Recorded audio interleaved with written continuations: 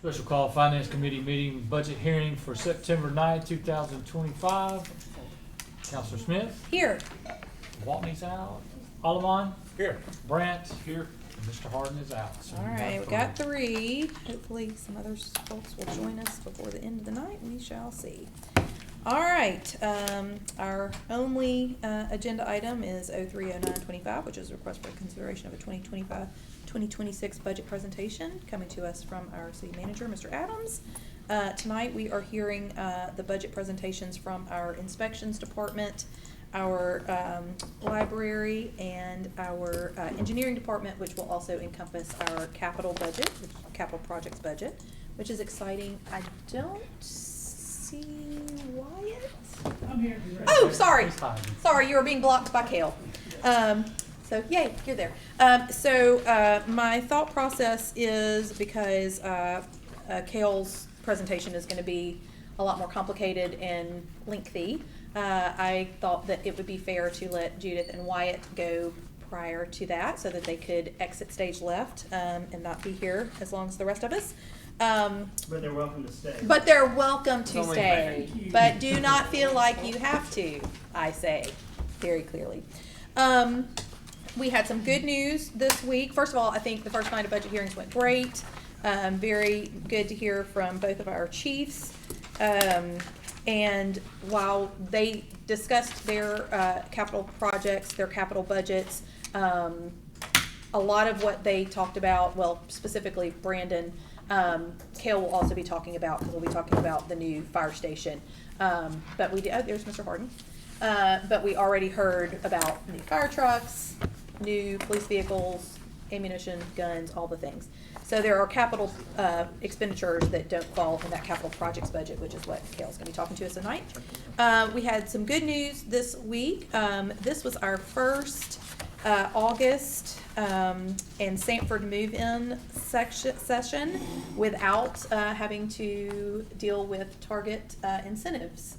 So our sales tax revenue was higher than projected. Oh, wonderful. Because we didn't have the Target to worry, and we still had Sanford students moving in and spending lots of money, which we greatly appreciate. So that was good news for this week. And with that, we will go with Judith. Did you say you wanted to go first? Yeah. Sure.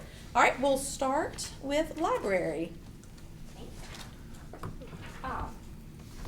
I think the presentation is going to focus more on capital projects, but I just want to start off with saying thank you, because in the last couple of years with the renovations funding that y'all have allowed us to do, we've entered into kind of a renaissance at the library, and I really appreciate everything that y'all have given to us and to the community through the library. And if y'all have questions about anything, please stop me or feel free to chime in. So for our technology capital, one of the biggest asks we have is for a security camera project. We recently kind of shifted around to find a new company that is not only going to help us install additional security cameras, but they did an audit of our current security cameras, and they can pivot them around to find better placement for them. Also includes a large server. Currently the security cameras go up and down, which isn't helpful when you need access to them. So this is our biggest request. We also are on a computer replacement rotation. So upcoming year we want to replace the computer lab and the training lab computers, and we're shifting to Chromeboxes, which is a new movement in public libraries. It's very cost savings, but it also still allows us to keep the standard of service that we offer.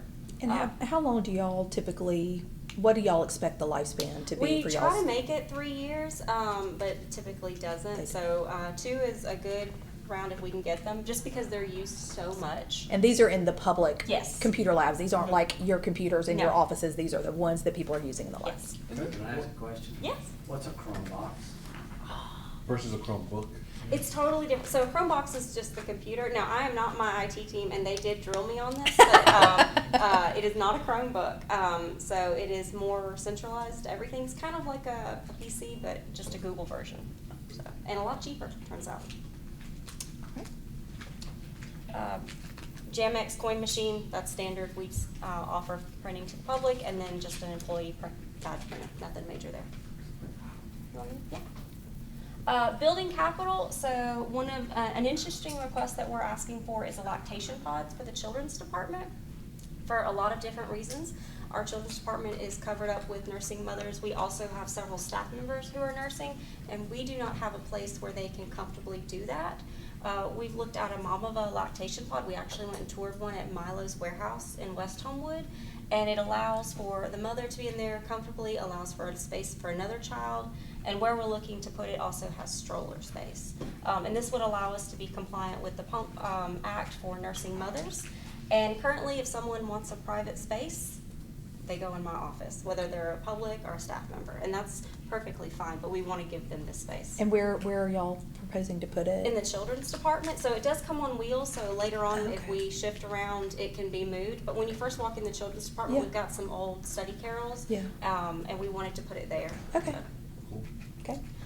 Next request, we're wanting to replace our courtyard doors. So these doors are very heavy. An able-bodied person has struggles to get out of them. And so this would allow us to get ADA compliant doors and just make it much easier for accessibility. Will they be like the doors that in the rest of the library that are automatic? Yes, that can automatically open. Okay. And then single AC unit for one of the offices, and then general meeting room renovations. This is because we rent our meeting rooms out to the public. They get a lot of wear and tear, so a lot of times we try to section off and like, let's replace all of the carpet in this auditorium at once. Let's do the lighting. We're still working to upgrade from like these lights to LED lights that last longer. So general things like that.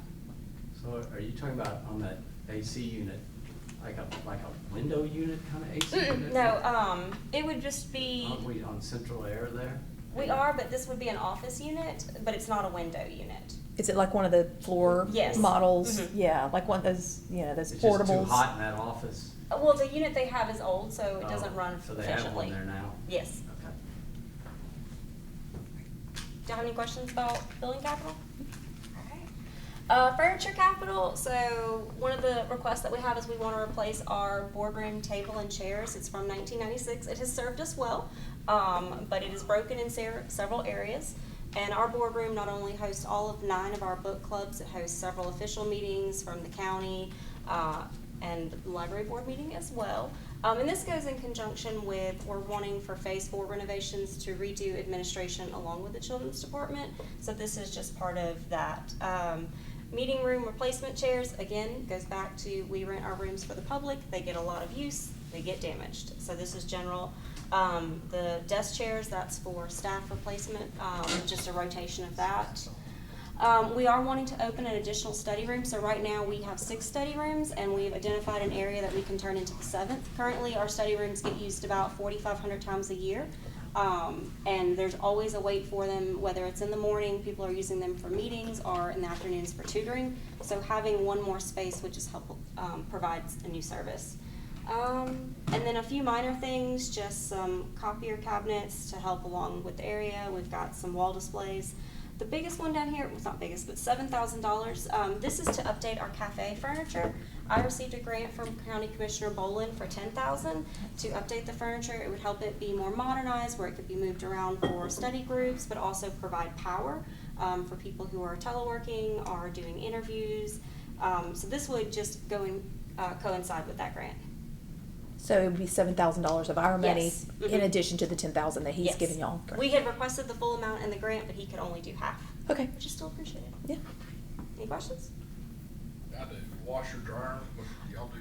Oh, yes, Do I washer, didn't see that on dryer the at side. the library, So that was my first reaction, Yeah. like years ago, but so we have mop heads, we have towels, but one of the main things that's constantly used, we do story time 6 to 7 times a week, and we have lap mats that are washed every single time. So yes, we need it. Because that was I was like, we got a washer and dryer, what do we do? And then when you think about everything we do, there's a lot to it. So, I forgot these are on the side. So wheelchair accessible picnic table, that's to go by the sound garden. We're looking to pave a path that way to provide more accessibility. And the outdoor bench and bike racks, those are to replace the ones from the mid-90s. So.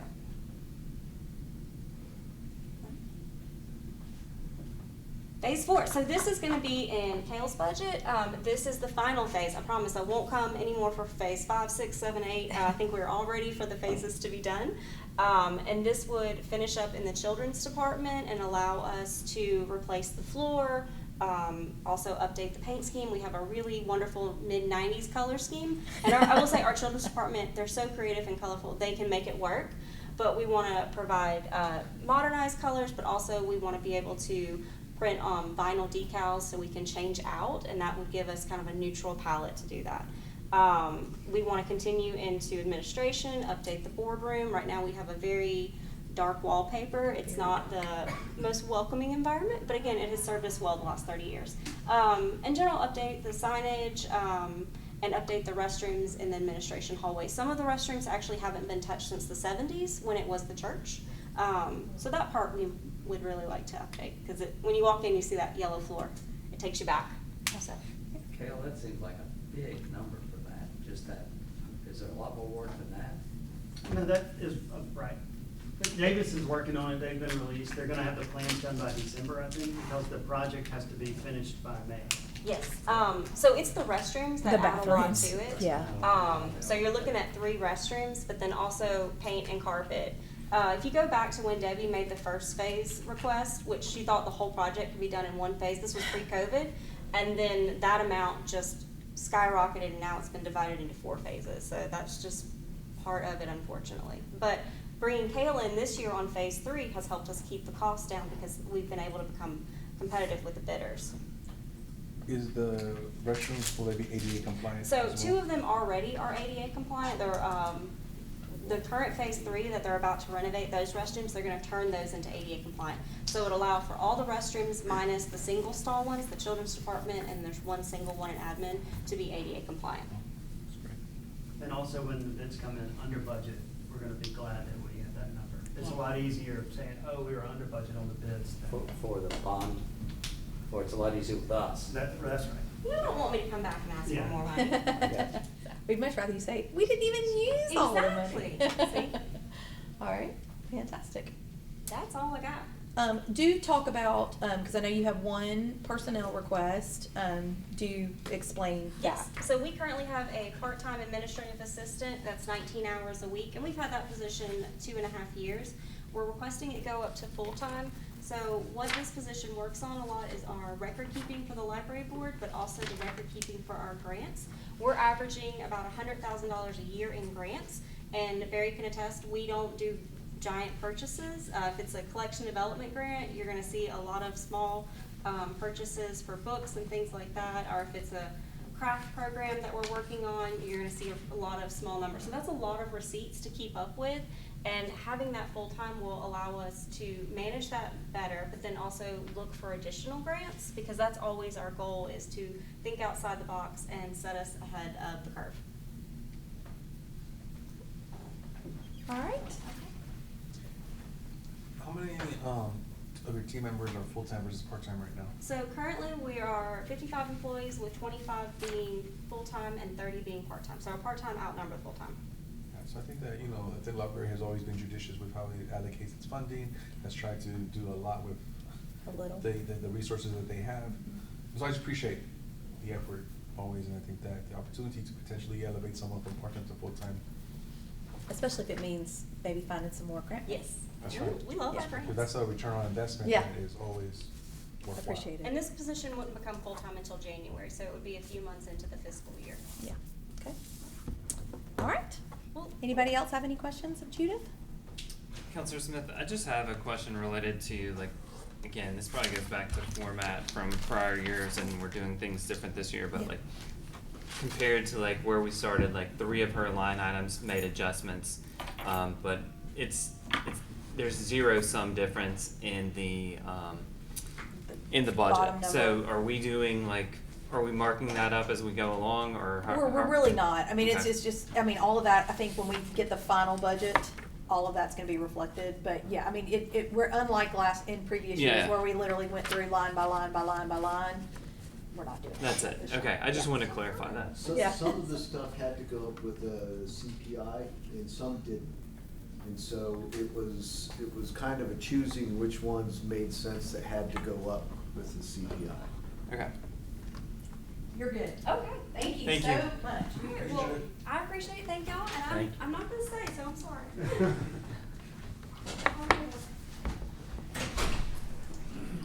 Alright. right. Wyatt, you ready? Thank you, Judith. Good job, Judith. Have a good night. All right. So all the services that I provide are gonna remain the same. There's not a huge increase in any ask here. The notable increases, some of it can be accounted for by things that have already been approved by resolution. And I'll just remind you that when you approved them, I told you I would add that into the budget this year, so that's what I'm doing. Contractual services, Brian, if you could go, contractual services being the notable increase. We had a contractual services line item in our Fund 25, which is inspection technology. And we also had a contractual services line item in our Fund 12, Department 12 budget. We sort of consolidated all that together. The two items that you're already familiar with are the additional users. We've got to pay $14,378 and $2,800 for our payments processing system called Tyler Payments. So I've added that into the budget. There's still some technical work to be done to the system, $52,000. It's going to cost $55,000 annually to keep the Citizens Access Portal and Plan Review System in place. That's our fee. So that accounts for all that. It's kind of consolidated. Now, I know, Wyatt, that y'all are going to start, and this may be totally wrapped up in the payment processing, but I know people are gonna start being able to, like contractors are gonna be able to do their business licenses with y'all, so they don't have to go to your office and then go down to Bo's office and, you know. That's exactly right. And kind of the thing that's been hindering us kind of going full steam into that is the Tyler Payments portion of it. We're unable to do any kind of online cashiering. Right. So people can't pay anything online. So now that we've got that, now that we're about to have that in Yeah. October, once this money's approved, we'll go ahead and put that in place. Okay. And we should be able to take over the business license for that. So that'll actually be more revenue coming in. Right. to our And department. which contract is that one? Because I know we approved all the Tyler Technology stuff in That's council right. already. It's that resolution 25-58, Okay. payments processing. Okay. So that's, Yeah, that's not much. no, it's really not. It's actually going to be pretty good. And I assume that's gonna help your staff as well, just to keep it a little bit more going to people going to the right place. Yes, but the major win will be for our contractors Sure. and service people that come into the city. And it'll be a huge benefit for Wyatt and his staff, because no longer will they have to call down to us Yeah. to, verify Verify. and check. And it'll, like I said, one-stop shop, and it'd be a great benefit to all of our contractors and service providers. So essentially, the revenue is already existent, it's just gonna with me. move from you Mhm. to you, right? Yes. Yeah, it's just kinda shifting. And we'll come up with a number, look, because here again, a lot of your contractors, if they don't have jobs here, they won't renew their license until a job They is due. So Right. the number will be a little skewed, Yeah. but we'll get as close as we can. Yeah. All right, So that's how that works. Let's see, supplies, uniforms, and minor tools and equipment remain unchanged. That number's worked for us for quite a while, and we're still doing okay with that. Demolition costs, $330,000. So this represents the average estimate that I received a couple years ago to demolish the structure at the park at Buckingham that's been sitting there forever. I plan to do that this year, move forward on, go ahead and demolish that. We've kind of gone round and round long enough on that. Plus 2 to 4 average size single-family residences. We've got a whole bunch of them in process right now. So hopefully that'll be enough, but that's sort of where we stand on I think I asked you this question in our initial meetings, because I understand what we're doing at Park at Buckingham, and it is much needed. I have delivered Meals on Wheels there for a long time, and it is not in great, I mean, I feel Nice. sorry for people, no, it's not. That is a understatement. Yes. But here is my question. I mean, I guess this is the same as abating a single-family home But do we have any financial recourse in the fact that we are investing a whole lot of money to tear down a structure on a private property? Yes, we have the same recourse in the sense that We it put is a a lien. lien that's filed against that property. Yeah.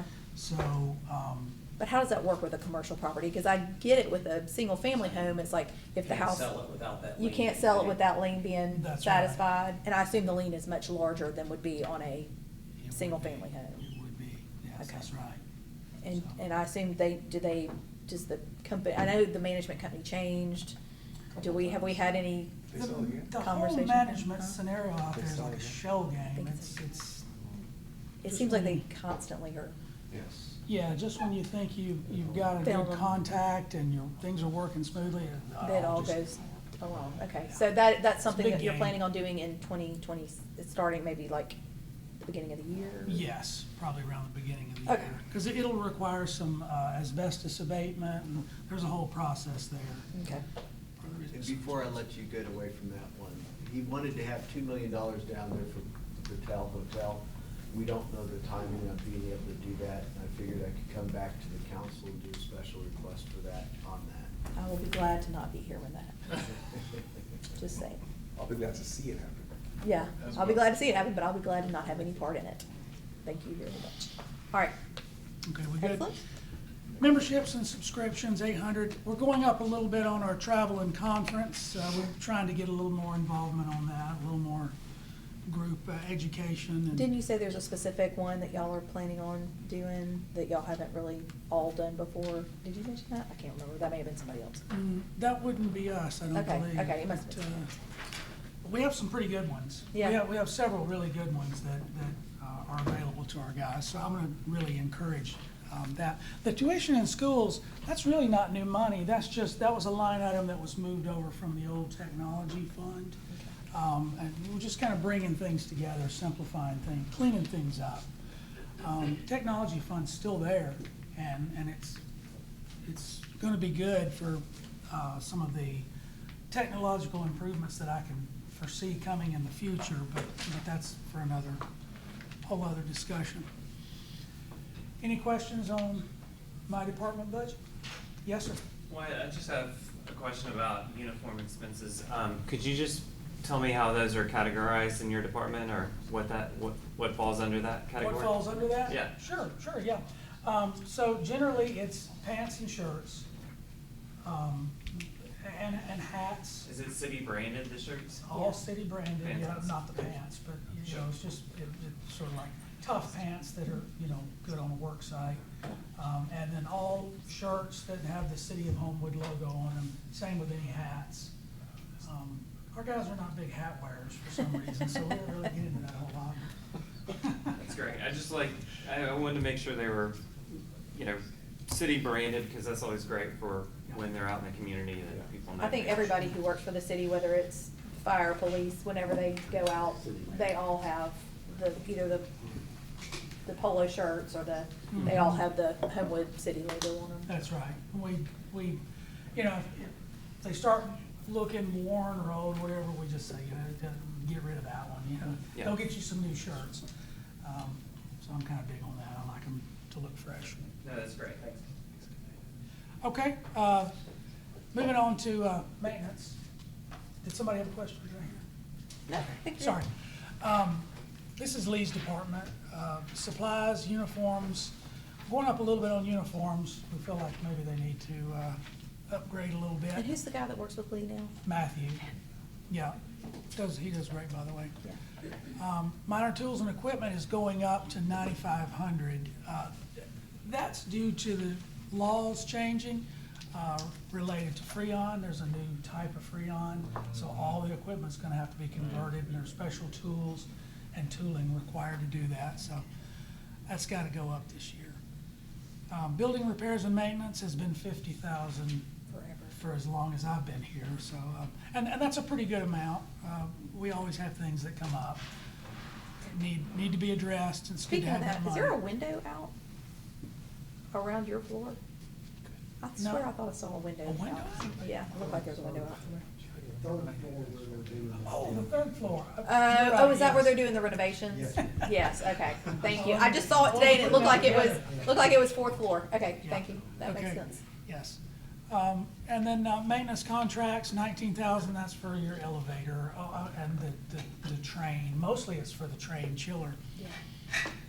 Wireless communications, that's moving away. Membership dues, tuition in schools, travel and conference, all basically enough for them to attend a conference and travel to do so. Pay their membership dues to any trade organizations that they belong to. And $500 for perhaps some online training or they may need some training related to the new EPA rules and things like that. So, I feel like that's a reasonable amount. Is that enough? It seems low. I was gonna say, that's low. It's low to me. Yeah. The travel and conference are particularly low. Yeah, you know, they've never been big on the travel and conference thing. They certainly don't, it's not like they fly somewhere. You know, I'll be flying to Cleveland in October for the ICC conference, but they don't usually do things like that. So if they go to one, it may be at the most in Auburn for the mechanical, plumbing, and gas. So it's, All right, I was just saying, even mileage alone right there, you go twice. yeah, I was about to say, I'm not sure Lee ever goes in. yeah, it would probably be Matthew, to be honest with you. There's something just making sure. I know, it's one conference right there for one person. That's the registration fee for a conference. I know, it's not a lot, but I think it'll probably get us through. And if it's not, we'll put more in there next year. All right. Is that it? That's it. Wow, no personnel changes? Oh, no- well, just the one you know about. Oh, yes. The plans examiner who We've found already someone. approved. Yeah. Oh, you And- have? Yeah, he's accepted the offer. Oh, that's He exciting. won't be able to start until mid-October, but Okay. we've gone this far without one. And, Yeah, that's Congratulations. exciting. Thank Yeah. you, I appreciate y'all for approving that. Yeah, absolutely. Well, thank you. Does anybody else have any questions for Mr. Pugh? I would just say too, for actuals for reference for this year for travel and conference, and so far this year, 0. Is there? It's actually been 0. Yeah, right. Exactly, thank you. All right. Well, thank you. Thank you, Mr. All Pugh. right, We thank you appreciate all. it. Thanks a lot. Does everybody need a quick break? Bathroom? Anybody? Yes. Yes, would you like to? Yes, Yeah, I okay. need to go, open up something. Okay, okay. Hold on, he's got I'm one. gonna crank my. Oh, your computer, okay. I'm gonna actually go to the restroom. Me too. Are you right? Are you? Break time. You need that now? I was just gonna use this No, space. go I was ahead, gonna put it absolutely. on the- Yeah, make yourself at home. Whatever I can do to help. Hold on. Hold on.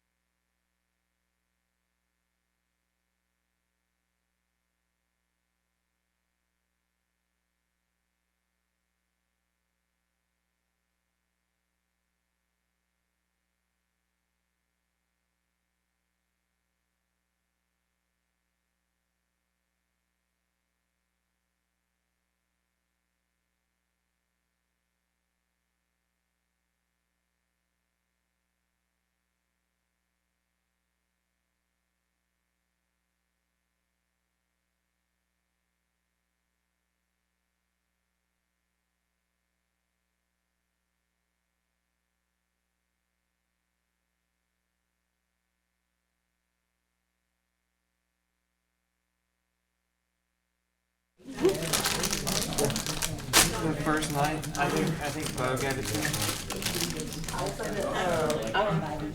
Check your box.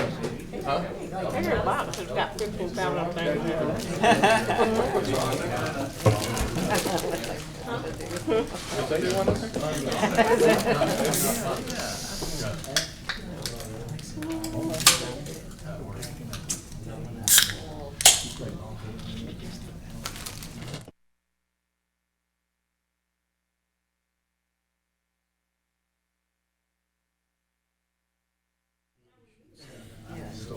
Ready? Well, I was just telling you. Oh, you need a little snack too, huh? Well, I had to. You had to go.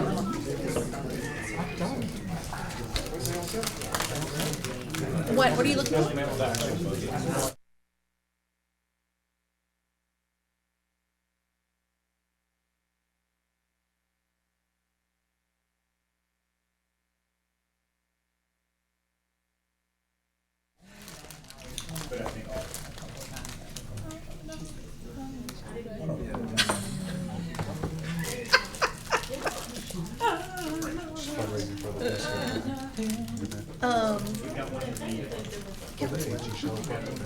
Okay, that's a question.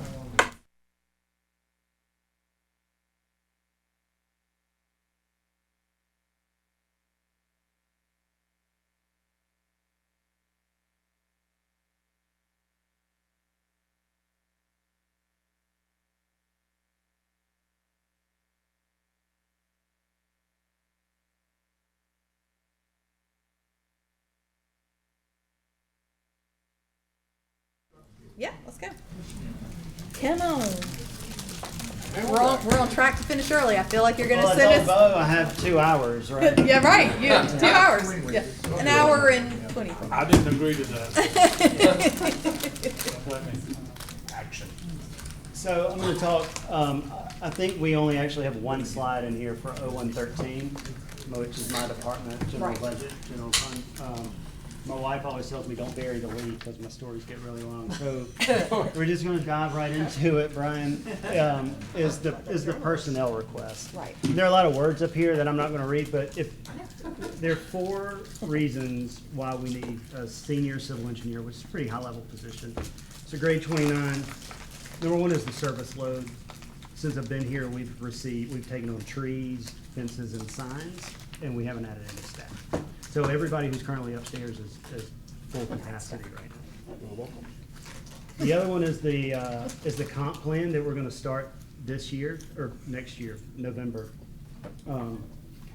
That's gonna be another service that we provide that's gonna take a lot of time and a lot of coordination with stakeholders and community members and leaders and the consultant. We're gonna work closely with them. And so for that to be executed appropriately and properly over the next 2 years, and then the projects that follow that, we're gonna have to add people, or a person. The other one is capital projects, which we're gonna talk a lot about in a minute.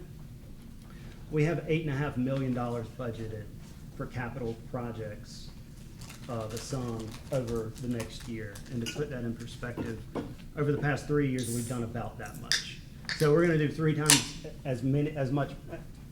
times the value of projects this year than we've done in the past.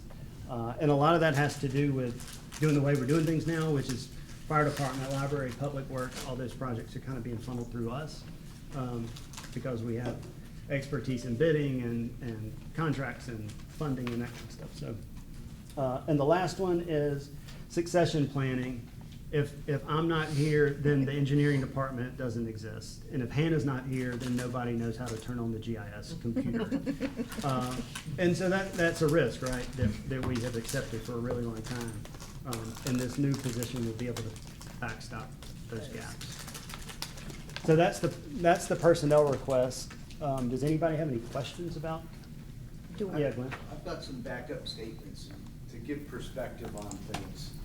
So if you look at some of the stormwater projects he's had to deal with, the expectation is almost an insurmountable thing for him to physically go out and do. So an expectation of a contractor is you put a cover over a drainage so that you don't get soil into that drain while you're doing it. But after you're done putting the sod down, you remove that so it doesn't flood. The problem is the only backup is him. And so him being able to get out and go and seeing all the different things that are going on and be able to solve that equation, it's a tough one to do. And there's a lot of things that are happening across the city that he just physically can't do the engineering stuff he's doing in the office and physically get out there and see the things that he has to do on the ground. And so this is a real risk the city is taking for any project that's going on. And that's part of the reason why we added the engineer oversight on the green screen, because you couldn't hire a person fast enough to get a person in here to do that. So that's the kind of concept, and that's $85,000 worth of work. And if we have somebody in-house, that pays a half year's salary. And I'm just trying to give that as a scope of the benefit of having an engineer on site. Thank you. I do have a question, Kel. Yes. Because I assume, obviously this person will be hired through the personnel board. Do we know that there is a list available currently with qualified candidates on it? Yeah, that's a good question, and one that I don't know how much. So I think it would probably be in the best interest of Homewood to find a transfer. Okay. So somebody who is currently a senior Someone. civil engineer in a municipality, Mhm. and try to talk to these people or this person about whether or not they would be interested to work for Homewood. We have had senior civil engineers reach out and say, I would love to come work there, Okay. with really good experience in planning and in engineering, and GIS, so, yeah. Yeah. We, to answer your question, yes, we do have qualified There are candidates. options. Yeah. You have options, okay. That's good. Does anybody have a question about that personnel request? I don't have any questions per se. I think that Kayla's done a tremendous job in leading the engineering department. I think additional support, considering the things that we're trying to accomplish, warrants this position. Agreed. Thank you, Carlos. I think streamlining the services we are too is gonna help expedite things in a way that we don't wanna create a backlog, create efficiency somewhere else only to shut it down without having. Yeah, and that's totally fair, because I think we've seen that. I mean, there's only so many things I can bring to council at the same time. I don't want to be Scott Cook with 5 things, every single time. Right. And so, Scott yeah. kept you straight. I mean, in the next couple of council cycles, you'll see requests to set a bid date, here, and so that, I saw 4 for Public Works. yeah, there were 4 on there today, so. Yeah. Yeah, Okay. busy. So I think it makes sense. How, someone, you're paying that, is that a 10-year out of college experience, out of civil engineering? You're saying what's the qualification for senior? It's not a 10-year. Really, I think it's based on knowledge and what experience and knowledge. And to you, it would be beneficial to have somebody who's already had that municipal experience That's as right. opposed to somebody coming from like a engineering firm that's I been think doing so, other yeah. work. Right. And doing what we do upstairs, a planning perspective is important also. Mhm. Somebody who can fill in some of those gaps and really understand what those folks do. Yeah. Okay. All right. Sounded unanimous on that one. So that was it for 0113. I don't know if anybody has any questions about the other stuff. But there aren't a whole lot of changes. One of the highlights is a stormwater ordinance revision that we want to make that's necessary. ADEM wrote our stormwater ordinance 10 years ago, I think, and the city adopted it. Yeah. And it's time to go back to the drawing board and kind of recreate that entire monster Will and bring we, it through. will we work with ADEM again, or is that something that we'll craft, well, we, not me. We'll send it to them and they'll say, this looks great. Okay. Yeah. Okay. We won't work with them. No, we'll hire somebody. Mountain Brook just did this last year. Okay. They hired Shoal to do it. Shoal to do, yeah. And yeah, so that we intend to do the same thing. Okay. Just a quick question, just kind of a reminder, no issues. The pavilion, where is that gonna be? That's gonna be, he's gonna talk about that. Actually, that bid date is one of the bid dates he's talking about, that's Yeah. getting ready to be. I got like 35 things to talk about. It's coming. Pace yourself. Settle in. All right, so for bond money, and Lester can probably tell me if I'm explaining this correctly. I said this last night, I just imagine a bucket of money, and we have 2016, 2020, and 2021 government warrants that make up that bucket. We currently have a balance of about 4.2 million. So you see 1.8 million to be carried over and remaining to be paid. Those are all projects that have been approved. That includes the Green Springs revitalization project, which we moved out last night. I assume Right. it will be approved next week. So today, Melanie loves me when I do this. I was like, we got to zero out that number and then move it to to the column where we assume that it's going to go forward. Right, so we've moved out that 940. It was like 1.1 on this. Yeah, oh, that's right, with the 85. That's Yeah, right. yeah, yeah, that's right. So the 1.8 is not part of 4.2, it's from carryover from No, past that's this year. That's deducted from the 4.2. The Green Springs project that the finance committee sent out last night, I moved from next year's budget to really this year's budget. Yeah. You're almost gonna clean it out at the end of this year. That's the intent, yeah. We're getting close to needing to get it done. That's right. Yeah, we need to spend that money. So then I was left with 2.4 million, and we've got to figure out a way to get to 2.4 million with a list of 35 projects that we know are probably going to happen because, like John just said, we want to spend the money. So we get pretty close here with the Greenway Trailhead project that Carlos just mentioned. We currently have a contract for the building that's going to be shipped on a truck for $215,000. That money's encumbered. Yeah. And then $250 to assemble it and do the site work. So, when we ordered it, it was like a 6 to 9 month lead time. Was that 6 months ago? No, so it's a 14-week lead time when we say go. Okay. So as soon as we bid the project and everybody's cool with it, we're gonna say go. And then if the building, if my calendar works like it's supposed to, we'll do those things in October. The site work will start and the building will get here in January. Yeah. And I can't remember, the bid date we're setting is for the rest of the trailhead. For the site work and the assembly. The assembly of the building, That's yes, yes. right. Library Phase 4 renovation, we have already talked about that. That's Judith's Phase 4 project.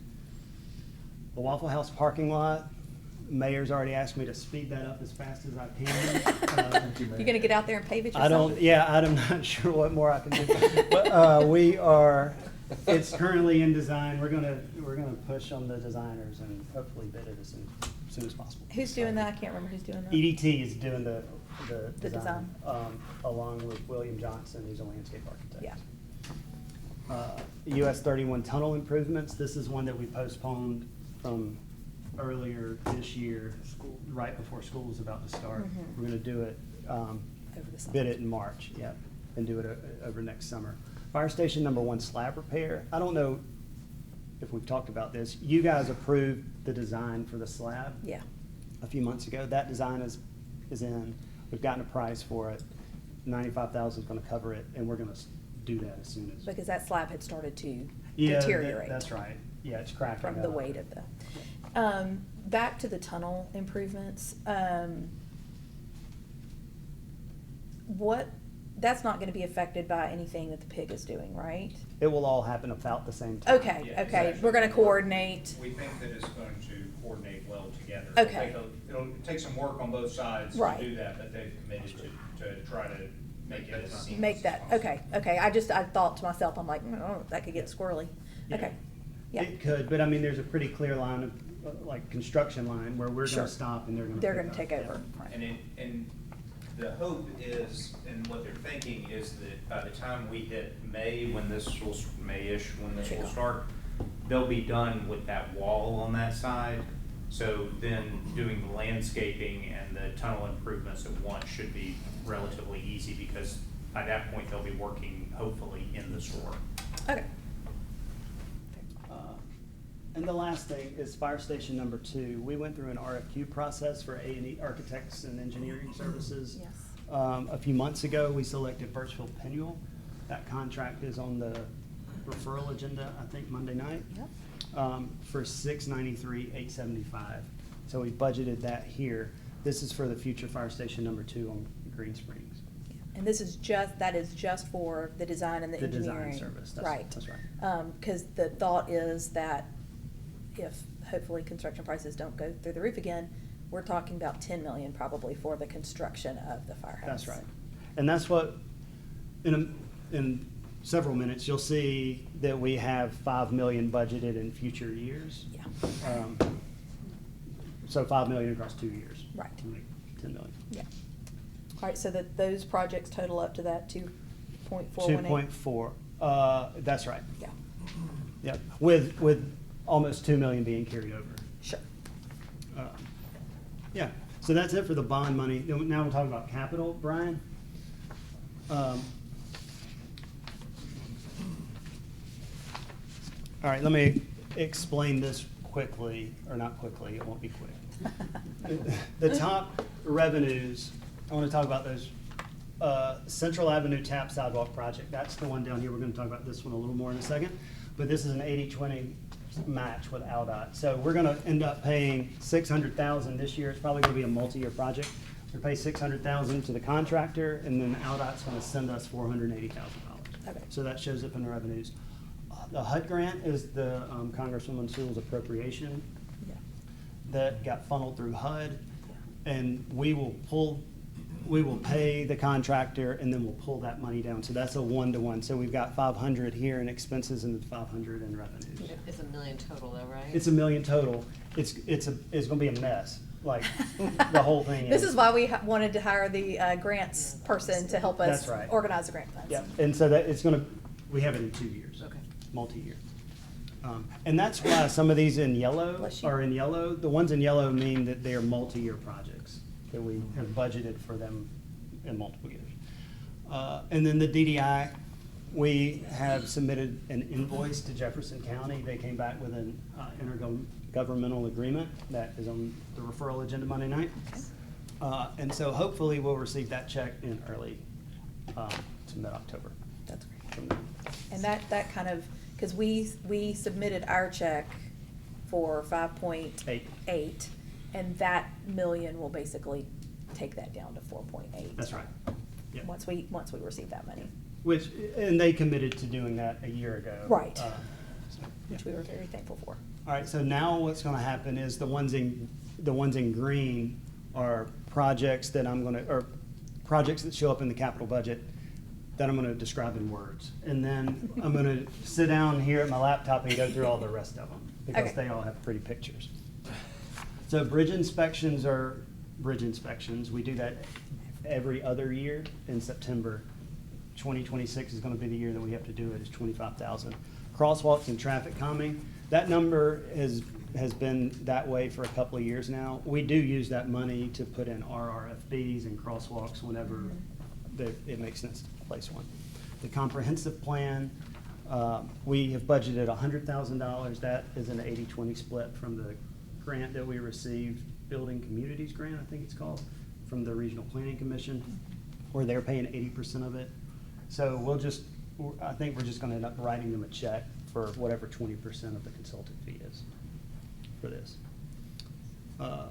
Creek wall emergencies and stormwater emergencies, these are more than what we typically budget, the $150,000 for each, but we seem to have a lot of creek walls and a lot of stormwater emergencies. That's about the amount of money that we spend annually. And I honestly, Cale, I would rather make the number realistic Right.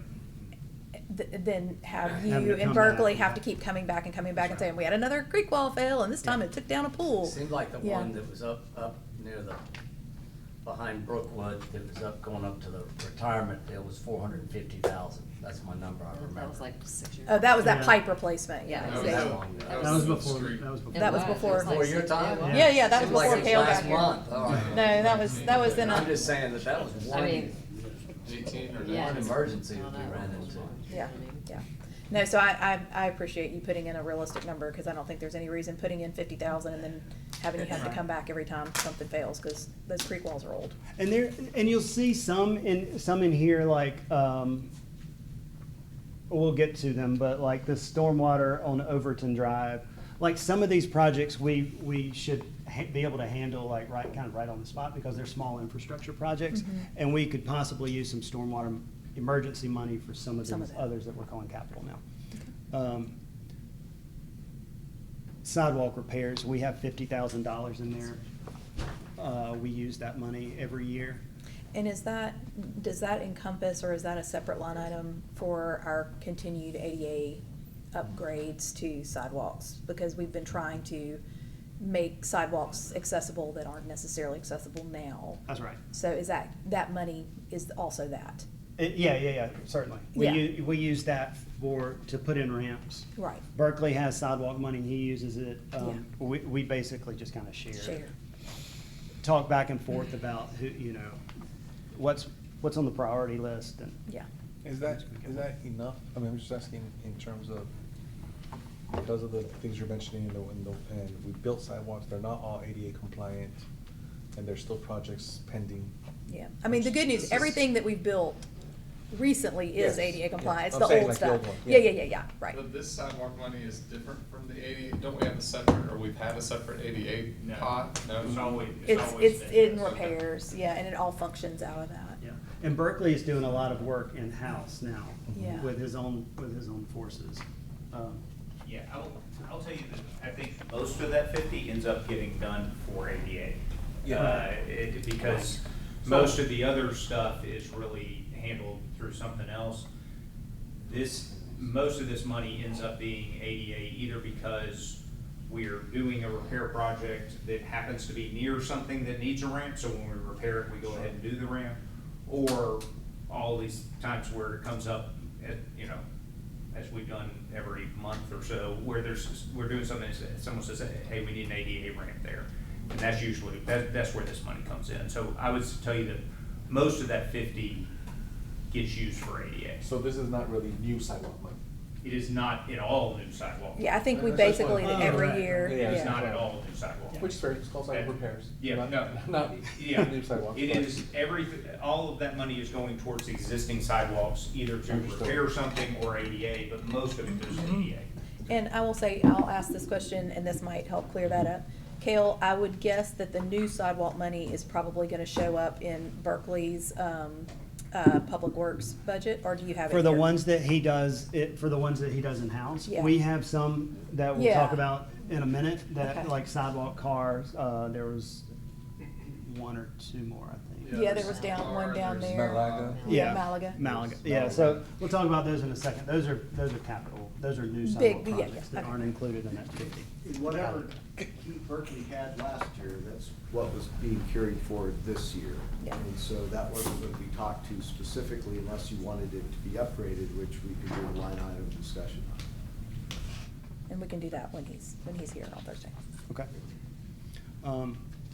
Senior center conversion, Berkeley wants to do renovations and some addition work at the senior center, so the 500 covers architectural and engineering services. We haven't been through an RFQ process there. Yeah, and I'll speak to that too, in that, so originally, Berkeley was thinking that this project would actually fully be included for the 25-26 budget, but he had another thing that really needs to kind of supersede this, because this is something that I think is gonna take a little bit of time, because it's really gonna kind of be a reimagining situation. So we are gonna do some preliminary design work to start that thought process, but the actual project is probably not gonna hit until next year's budget or That's maybe right, even after. yeah, the construction of it is budgeted in the same years, I think, as the fire station is budgeted. Over 2 years. Yeah, Yeah, it's good. over 2 years. But we are gonna start talking about a dog park. And Public Works Building Renovation is the project that you were talking about for Yes. Berkeley. Yes. Is a $2 million project at his current Public Works facility. He's got a metal building. They just did a whole bunch of metal building work in Alabaster for about $5 million. And Berkeley and I are gonna go look at that work tomorrow. It looks really good. And tour it with Fred. So that'll be fun. I think we're gonna be able to get a lot more for $2 million than Berkeley thinks we're gonna be able to get. Yeah. But I'm excited about this. I mean, I've been to Alabaster and seen what they've done, and they've got it looks really nice, and they're able to cover all of their equipment, and, you know, it just extends the life cycle. And that's the reason this jumped over the senior center, is because Berkeley's equipment has literally been uncovered outdoors, and it's just not, the life cycle of that equipment is not lasting as long as it should have, because it's not protected from the elements, so. Like mowers and trucks and all that. Exactly, so this will get everything under a roof, so that it will hopefully extend the lives of those pieces of equipment that he uses What is every the day. senior center conversion, or what are we doing there? It's just gonna be, That's the design work. there's no specific ideas right now, but there's so much property over there.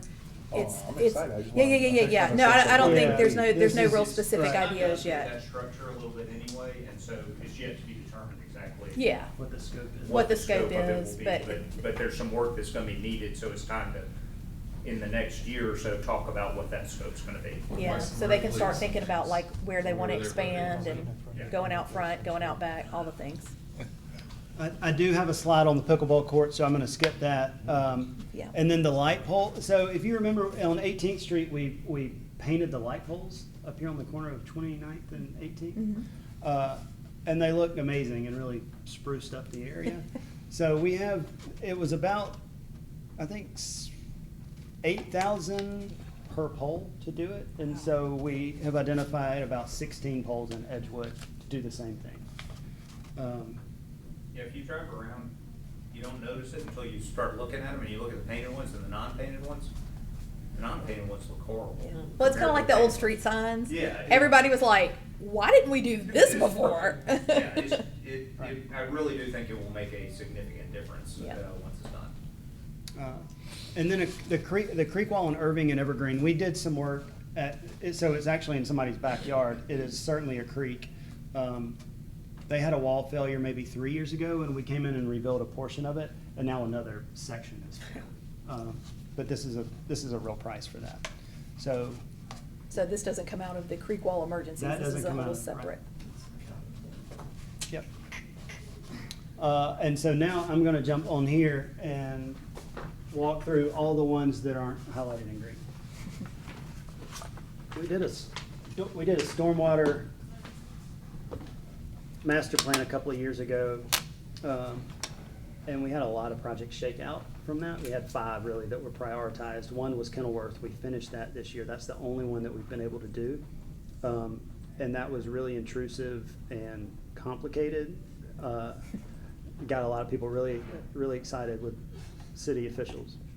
That's a nice way to put it. That was such a nice way say the to least. say it. Anyway, we are now, everybody on Hillwood loves us, and they're finished, and so everybody's happy. So, but now it's time to go to other parts of Edgewood where the study was done, and begin to look at some of these things that were identified in the master plan. So this is a multi-year project, $200,000 to sort of zoom in on the area between the playground at Edgewood and Griffin Brook Creek. This is gonna take a lot of people out of the potential from being flooded. Wow. This is I think I already said this is a multi-year project, so you'll see it in 26, 27 that we have more money budgeted for it. So this is really just design. This is another one on Melrose, Kenilworth, Primrose, Laurel. This is just relocating or adding new infrastructure and rerouting it to the creek. Okay, so is this because, I think I sent you the pictures that day that the creek was overflowing right there at Kenilworth. Will this help with that maybe? I mean, I know that was an extraordinary situation, but Yeah, I hope so. yeah. Yeah, I hope so. And I think it will once we design and get into the nuts and bolts of how to make it better for everybody that lives on the upstream side of the bridge. Right. Because the bridge is kind of a bottleneck. Yeah, it definitely is. Don't overreact to this. Yes, please. So I drew this like 2 years ago, and we shopped it around, and then we talked about parking downtown and all these things.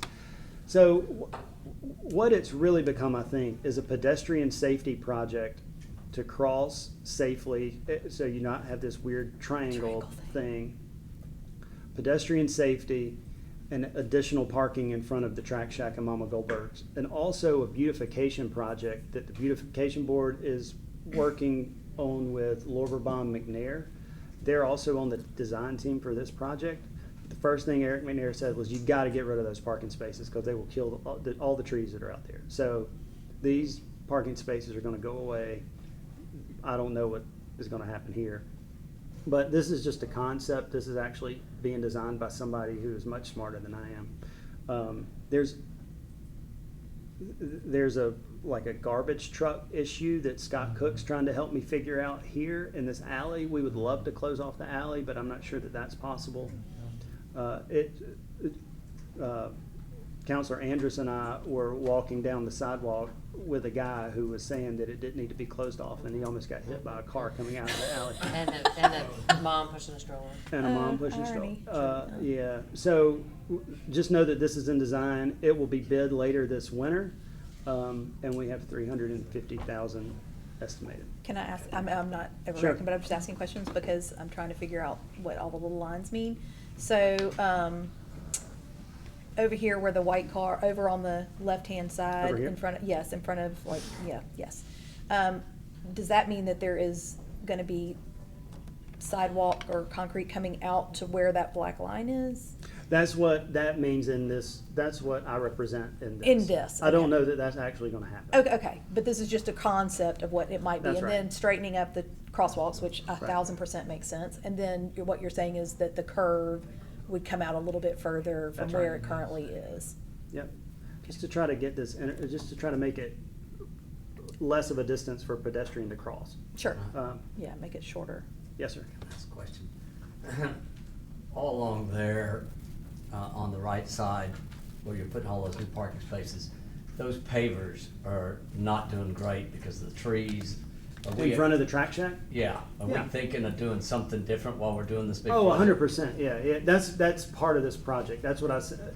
So this is part of the beautification board's plan, is to look at this area and figure out how to make it better. Because those are dangerous. Right, that's why we're working on it. Okay. I We're just gonna didn't make hear it you look say great. anything about those Yeah. pavers that I've been concerned about for about 2 years. Yeah, no, I agree. It's gonna kind of, I think, like you said, it's gonna be a combination of the city and then the beautification board kind of That's right. coming together to make all that. Yep. Yeah, I mean, the intent of that plan too is much more than the board, right? I mean, they're kind of, had a concept there to come up with a plan, but really, it's gonna take implementation with Public Works and other departments, because the goal is that some of the landscaping is better in context, for downtown, and also that you don't have issues down the road, like you're saying, John, with materials used in that landscape. Right. Yeah, I imagine all this gets reimagined and becomes something totally different than what it is now. And more parking downtown. And additional parking.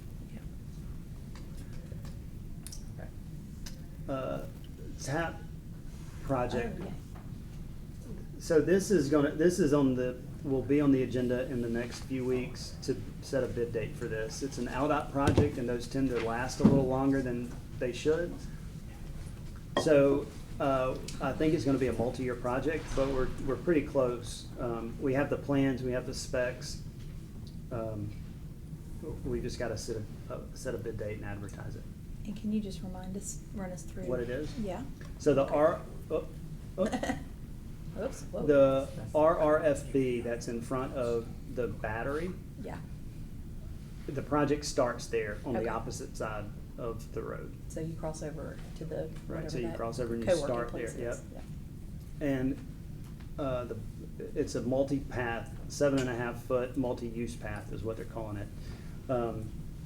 Sidewalk, bikes can use it. It's just a really big sidewalk, really, is what we're talking about. And then when we get next to the creek, we're at 10 feet wide. So Okay. that is for bike, so you can ride a bike, when we get done with this, you'll be able to ride a bike safely or walk safely on a sidewalk from Central Park to Spring Park. Yeah. Yeah, and of course it goes by the Dance Foundation and then down the next block. Is there any beautification of the creek? There is some, yeah. I think there's some trees, there's certainly lighting. Yeah. And isn't Regional Planning Commission in the middle of this also, that In the that's middle how of we this? got this grant, was through them? We got a TAP grant through them, yeah. Yeah, and so how does Aldott get in the middle of it? Because it's, Because That's it's who TAP does funds. it. It's, That's the grant. Traffic Funding, alternative. Transportation Transportation alternatives. alternative, yeah, that's right. Yeah. So Aldott, I think, John, distributes TAP funding to cities that don't have a metro area, and then in our case, we go through the Metro Planning Commission to get our funds through their grant process. That's right. And usually what happens is Aldott will award like 4 TAP grants in our MPO, and then our MPO will award 2 TAP grants. So ours got rejected by Aldott, and then the MPO awarded the grant, but Aldott's still involved. It's, yeah. And I would say, correct me if I'm wrong, but once you get to Spring Park, you can then access the sidewalks on 18th Street that actually will take you all the way up to Vulcan, correct? That's right. Yeah. And we'd like to eventually, this isn't in the budget, but Yeah. I imagine a next phase of a TAP grant project, figuring out how to get to from Spring Park up to the connection at Vulcan more safely. Maybe do some additional work on that, because that sidewalk, I Right. mean, it's right on the road. That's yeah, right. Yeah, so there could be some stuff And there are other ways to Get there. up there also, Yeah, sure, yeah. through the Board of Through the Education. neighborhood, Yeah, Okay. all right. I know everybody loves these. Back to stormwater. This is probably the lowest hanging of the fruit that came out of our master plan. I'm not sure why we didn't do this one first. But I imagine that we can design and build this one on next year. This is Bellevue Circle in Somerset. Valley is up here, Claremont is up here. There's a ton of stormwater that runs off this mountain onto all there is this little creek that runs behind these folks' houses. And some of them have covered it over time. Anyway, every single one of these houses has a flooding issue every time it rains. And so we're gonna intercept some of that stormwater and reroute it around through the right of way. To connect to the creek? Yeah, Down right, to a that's different right. spot? That's right. Okay, Yep. okay. And you think that's possible all within? I think that's within the possible all 25, within. Within the 25-26 budget? I do. All right, I'm gonna try something here. Look at that. Sidewalk between Columbiana and Green Springs along Carr Avenue. This is a missing piece in our network. We've done all the work on Green Springs. Columbiana, we just did some projects behind the edge, or a project behind the edge. This cleans up and provides connectivity between Green Springs and Broadway. that's all in right away. It is. There's gonna be some curb work that has to be done. And it may not look as pretty as some of the other ones because the Salvation Army, whoever developed that property, not them, but pushed their curb all the way up against our right of way. Right. And potentially beyond. So we're gonna have to work through some of those issues, but, And I assume that red line that's covering the actual entrance into the parking lot, that's just gonna be a crosswalk? that's right. Okay. Yep. City Hall workroom renovation. Ooh, that's exciting. So this is in the room where we're sitting. And I'm gonna let Glenn speak to this, but imagine Melanie and the mayor and JJ all sitting in one of these office spaces right now. Yeah, instead of an open, And So we're kind of looking at an L shape right here. And so it leaves some table space if it's still needed. And wouldn't touch over here, there'd be some space right here. The concept is, thankfully, I have an engineer on staff who was able to figure out that it would be much more expensive to build a structure than to just put in cubicles. And so this is the rooms we need for an HR director, HR analyst, and a communications director, and a room for just having the HR type meetings that you'd have to have one-on-one with counselor. So that's what that's looking at right there. And the price we got back was cheaper than this 146 number that we thought it was gonna be. Oh, nice. I'm still waiting to get another price back from another company. But yeah, we feel good about the money for this. And of course, if this gets passed, then we would, I guess, start building that out pretty quickly. Okay. You can get that stuff for free in certain offices around town. Yeah. I'll let you call Berkeley and tell him he's got to install that stuff. Yeah, you gotta uninstall it. Uninstall it first, Uninstall yeah. it, Go pick it up first. And the last sidewalk project on this page is the sidewalk between Malaga along Hollywood to the cemetery where our municipal boundary ends. The cemetery's right here, that's City of Birmingham. That section of sidewalk is important to an overall Jefferson County cooperative project that I'll let Jennifer talk about. So, Hollywood Boulevard Bridge. Jennifer, Everybody's Memorial favorite thing to Bridge. talk about. Okay. Have you heard of that? We have made it again in Senator Britt's appropriations for $4 million. We made it further, and now we're just waiting for the budget to pass by the end of this month. But in order to use federal dollars, we have to have a sidewalk by the cemetery, which is in Birmingham, and the county is the lead on this project. And our county manager has spent months meeting with our friends at the cemetery, and they have done $25,000 worth of drainage work for the cemetery, and the cemetery is on board, which is a huge thing. Everyone that was here in 2011 will tell you that was. That's a huge part of why it's taken as long as it's taken. But thank you, Cal Marker, and his gentle, loving personality. They love him, and he has been really respectful of them and worked very hard with them, and put the drainage work in. And now the cooperative, of which Peter Wright and I are still representatives of, we have about $550,000 left in our budget, and we will be using that to build the sidewalk that this is going to connect to the bridge, and then the city of Mountain Brook is going to pick up a little bit in Mountain Brook, and to have those two sidewalks, now we can use federal dollars to build our bridge. Are you saying that we're gonna use the 550 in the city of Birmingham's? Yeah, our 550 is, yes, the cooperative's 550, not anything to do with the city of Homewood. This is Yeah, money we're that gonna we do the raised 25. from different Yeah, I got representatives it and now. different, Yeah, yeah. I got it. And so, back in 2018. Yeah. And so, we will be using our money to build, we being the cooperative, the sidewalk in the city of Birmingham. The county's gonna take the lead on that project. We, the city of Homewood, I gotta change hats during all the conversation, we, the city of Homewood, will be connecting to that sidewalk to bring us back into our sidewalk here and the crosswalk here. So it'll then just be Mountain one continual move, people can move, and it's just, And then Mountain Brook will take it up on the, Yep, on the On the mountain the other side. Mexican side, yeah, Yep. the Mexican restaurant, yeah. That's right, yep. So, it's only taken 15 years so far. 15 more to go. Yeah. Well said. We're moving, we are moving. All right. Slowly. Creek Wall, Kenilworth, and Primrose.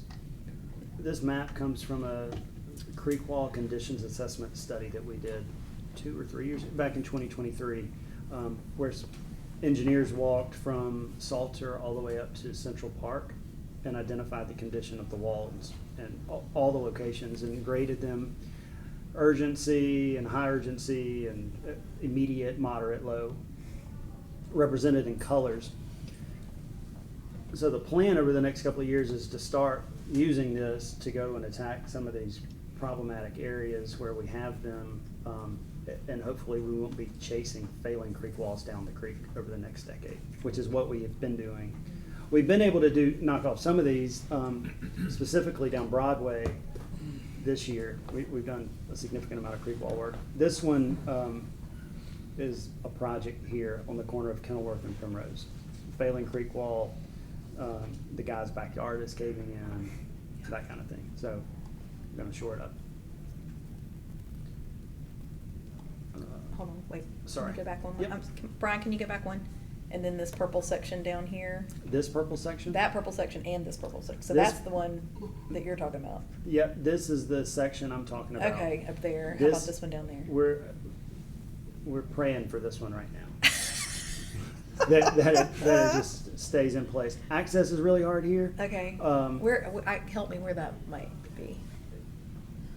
So Okay, there's Linwood. Yep. Okay. At Roseland. Yeah.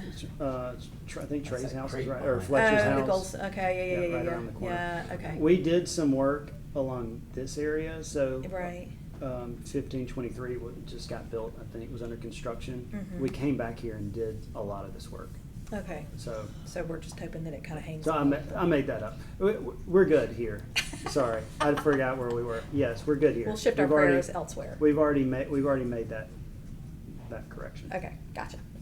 All right, thank you. Yep. 1523 was under construction. We had access, so we went back there and did that project. Got it.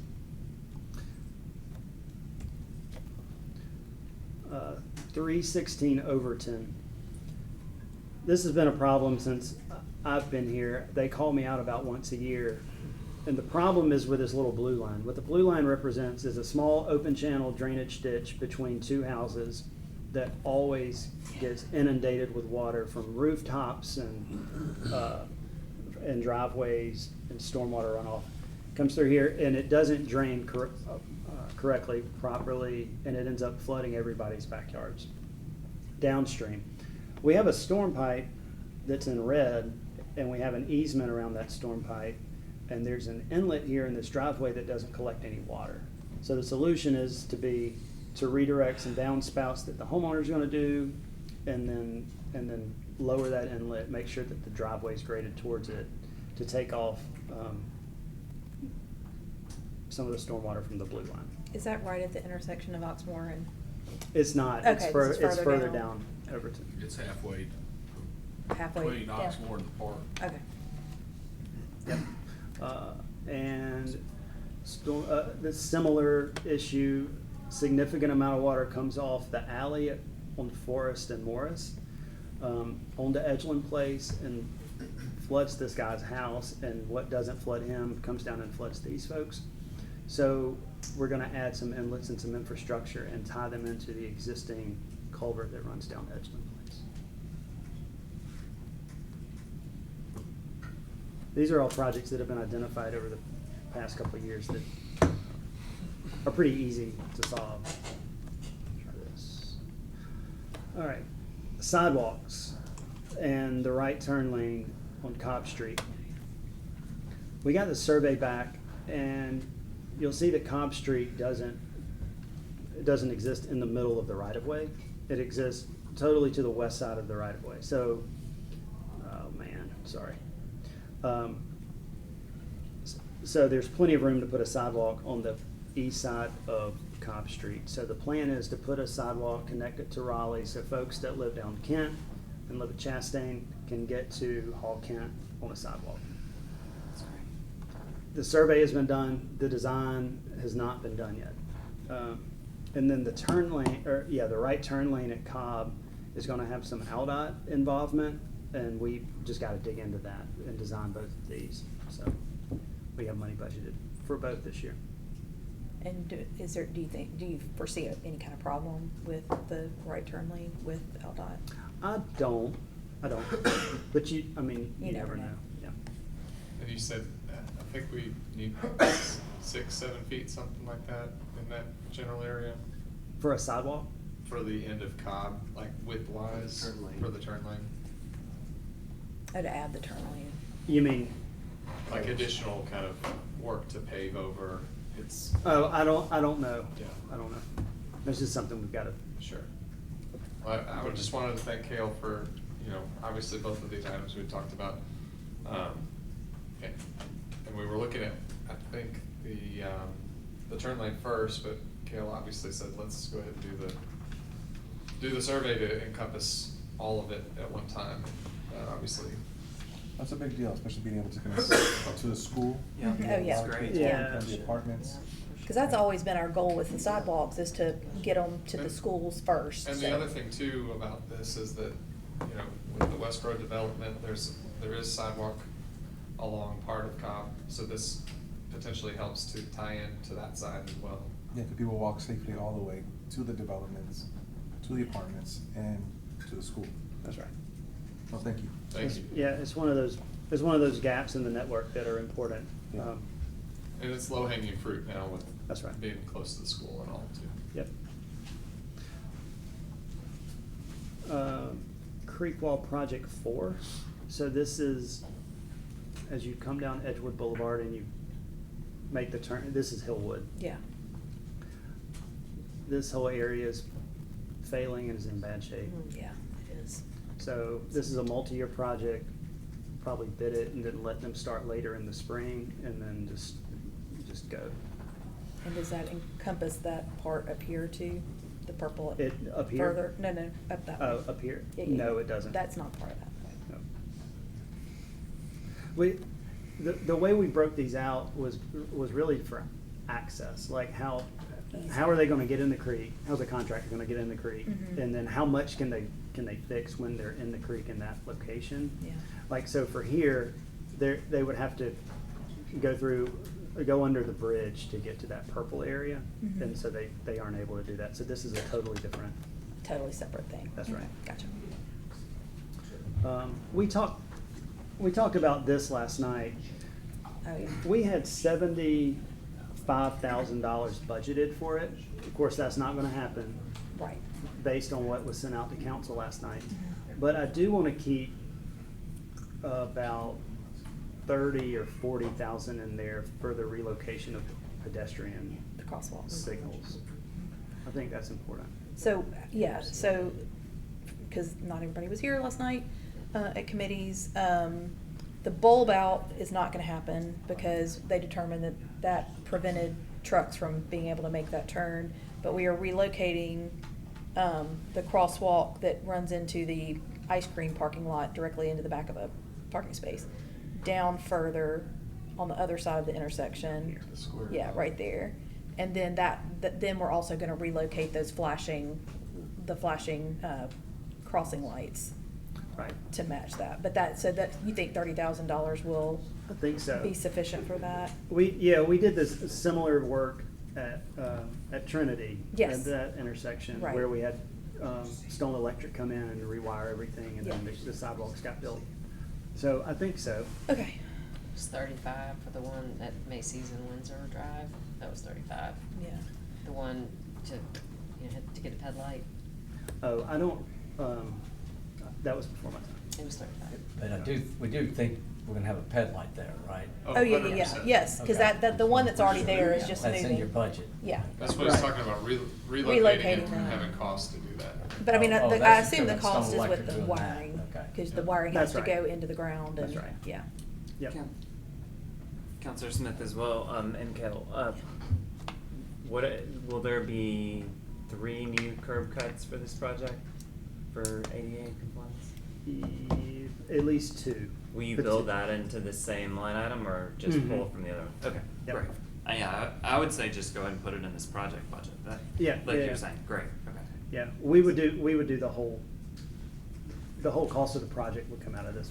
Good. And just to clarify this drawing too, for anybody that wasn't here, the north crosswalk is actually gonna be squared up and a Yeah. little bit Yep. further away from the. Yeah, it's gonna be intersection. back here. Yeah. Do you think, so, I'll ask again, if we're relocating the flashing lights, which we know are gonna have to have wiring into the ground, and we're relocating the the crosswalk, which is gonna necessitate some curb cuts to put in ADA compliant ramps to those sidewalks, do you think you can do all that with $30,000? Because that seems like maybe not with me. I mean, I know Randy can do a lot of it and Berkeley can do a lot of the work, but Yeah, I mean, if you want, we can leave 75,000 in the budget, which currently exists in the budget, and then just get, I'm sure, look. listen, I think I would just leave the 75 in. Perfect. Yep. Just to be safe. We've said, all the projects are coming to the council anyway to Sure. approve the Right, yeah. bid of, Don't get to do or all that. funding for it, That's- contracts. Yeah.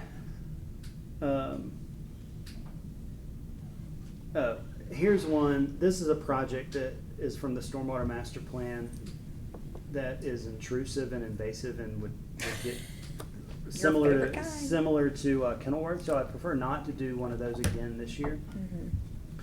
What we can do, though, to help solve this problem, and it's a pretty significant problem, is go ahead and add beefier inlets along East Glenwood Okay. and connect to an existing pipe. It is the horseshoe. Okay. Yep. And so if in the future, if that solution doesn't work, then those inlets will still be necessary for the future. Whatever happens, yeah. So essentially for this one, we're not doing any kind of repiping or adding or anything like that. We're just gonna add some additional inlets. That's right. Yep. At least to start with. I'm sure the people on. At least to start with. Yeah, East Glenwood will be pleased with that.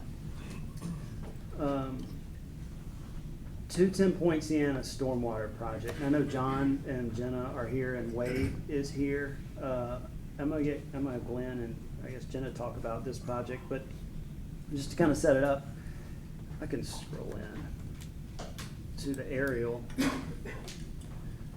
So this is at 210 Point Sienna, which is located here.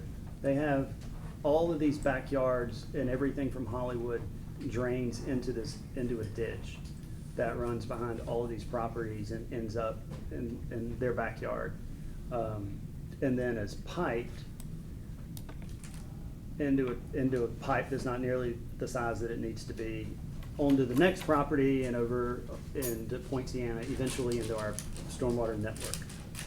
The proposed solution would be, get back to this,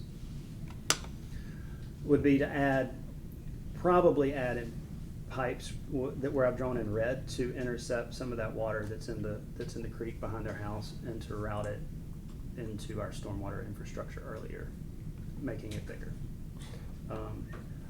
Wade is the engineer. He provided all of the topography and survey information. Well, can I ask Wade a question? Can I ask you a question, Jaime? Yeah.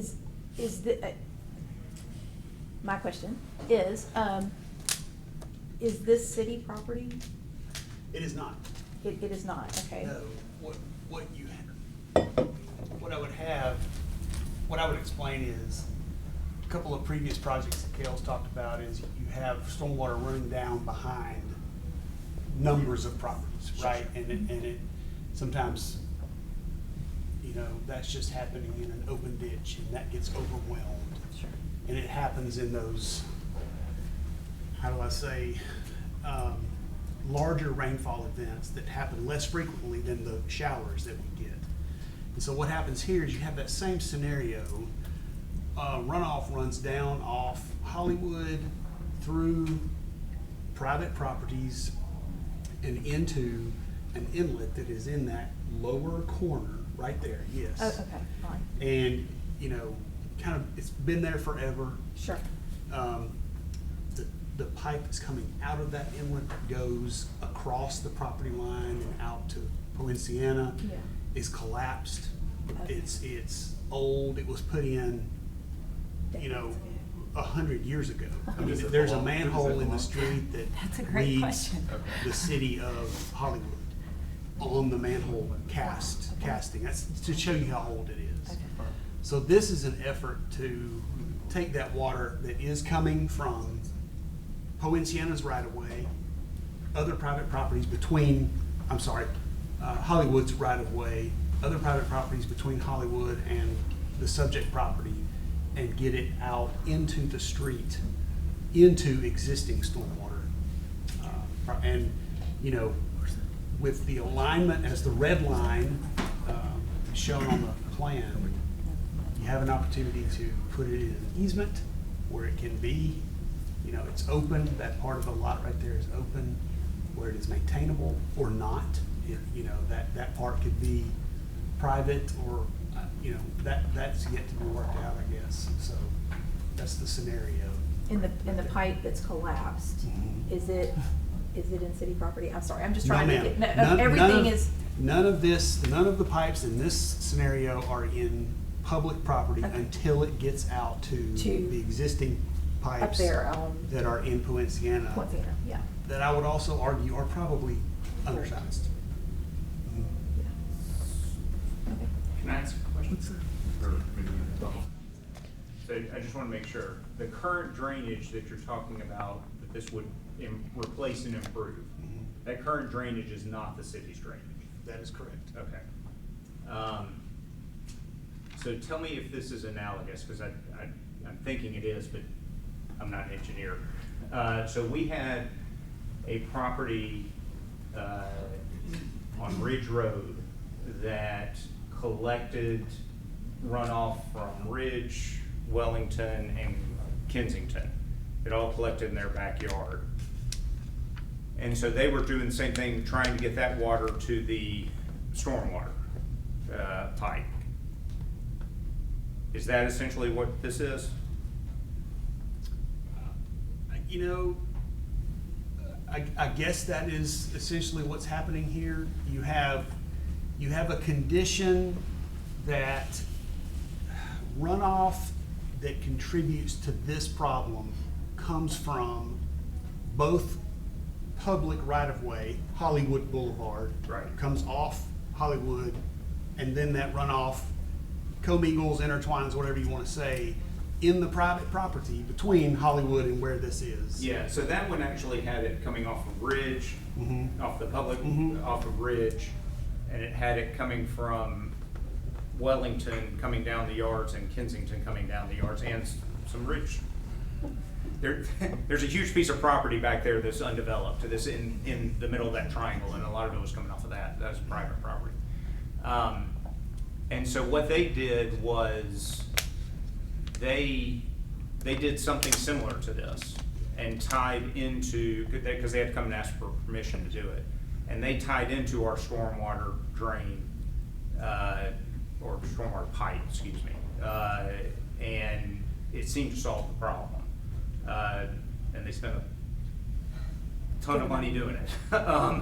But that was my question as to whether or not this was a similar thing to that, because that happened, I can't remember, y'all remember 4 years ago? At least. Something. And More, it's before my time. probably It was was. the Swatex. Yeah, The Swatex but it house was, that's yeah. right there at the intersection. It was of right there where Roseland Roseland meets meets Ridge. It was in their backyard. That big red brick house. Well, in some of their front yard, coming off of there. And so we did sort of help them by allowing them to tie into our pipe and our system and give them the ability to do that, which of course then increased the amount coming through that pipe. And so that, I think that would be a consideration for us, is if that were done here, we may, if y'all figured out that we needed a bigger pipe, then, the city might need a bigger pipe there. But usually when we've had this situation in the past, the homeowner has done what I'm understanding to be this part that would then tie into our part. Am I saying that right, from an engineering perspective? If this is private and that part is public up there? That's right. Okay. And yes, that is, you're correct. And Okay. I've also seen it where, there's been a need for stormwater infrastructure. Sure. Placed in an easement dedicated to city, but what you're saying is absolutely correct. Yeah, and I'm not saying that what you're proposing is Sure. even unreasonable Yeah. necessarily. I get why you would be proposing it. I just want everyone to understand that this issue has come up before in other places and have the history of what we did. And I will say, I have loved the Dorlands, and we've been talking about this since y'all moved into that house, how many years ago? 4 years ago. 4 years ago. And I do have some heartburn, concern, and again, it's not gonna be me, but, about the possible precedent this sets for paying for work on private property, then how do you say no to the next person who comes and says, because I have 2 residents I know for sure that live actually on Ridge, who've had a lot of flooding problems, and it makes me concerned that other people might be, oh, well, the city's paying for repairs on private property now, so let's jump on that train. I don't know. I mean, again, I won't be the person who's gonna have to make those decisions, but I do have some concern that could potentially be an issue that might So happen. I'm the cause of all this, and I will talk to the reason why it's even up here is, when I first came out and I saw it, of course I saw the water problems in videos. The first thing is cutting a line across multiple properties, and the fact that this was a residential development that was approved by a different city that existed in 1920. And so you know, that company isn't here to fix the situation. Having to cut across two properties creates another problem for legal being able to get anything done. The solution that I saw, and granted, I'm not an engineer, but I played one in the Army for 26 years, and the best solution I saw was up here, cutting in and tapping into a location that's high enough above ground that you can go across again, now two properties, but at a higher point to get all the further drainage. And so when this concept came up, this is a better concept, I will grant that, but it wasn't the one that I saw. And I don't see a solution for this. And this is the reason why I said, okay, I can bring it to the council and let them make the decision. Because yes, we are going to have more people in a situation that they're not going to be able to solve it. And I do know, as you look at all these properties up here, several of them had improvements, several of them put water back into the ditch. And it's a responsibility that they should have to go to the north. And when we do this new ordinance that I want to do, you can't put on to other people and then it's enforceable by us. Right now, it's a civil lawsuit by the way the things are done. The goal with that be is you can't cause additional harm to people by putting drainage in. You have to be able to store it, et cetera, et cetera. So I'm trying to solve at a city level something that was created literally over 100 years by another organization that had nothing to do with what turned into Homewood. So I'm not trying to sit here and play a game on anybody. I'm just giving the background of where we are. I believe we can do this in other places, cheaper and easier than other people can do it. And there's probably a lot of people who will benefit from it. And the only thing that I really want to say, and I get this 100%, is just like I was talking about precedents when we brought up the drainage ditch, the wall repair and all that other stuff. We have capabilities that we can leverage at our levels that other people can't level, that the individual can't level. To get better improvements through the relationships, get better bids, et cetera, et cetera. I'm just looking for opportunities to fix now, and when I talk to my teams and I have discussions at the directorate level, I can't fix the history of where I'm at and how I got here, but that doesn't mean I can't fix it for the way forward. And no, I don't have a good answer for this, but that's all I wanted to do is create the discussion point for us to look at this. The price of this is fairly good for, I think it was 105. But you have 11 properties above it that are all benefiting from one person flooding. And that's what I was saying. And I'm not a lawyer. I don't even play one on TV. I felt obligated to bring this to the council because this is something that we can just discuss and have it. I will validate everything that you say. If we say we're setting a precedent, we have to go back in time. I can't fix it, but I just want to have the conversation.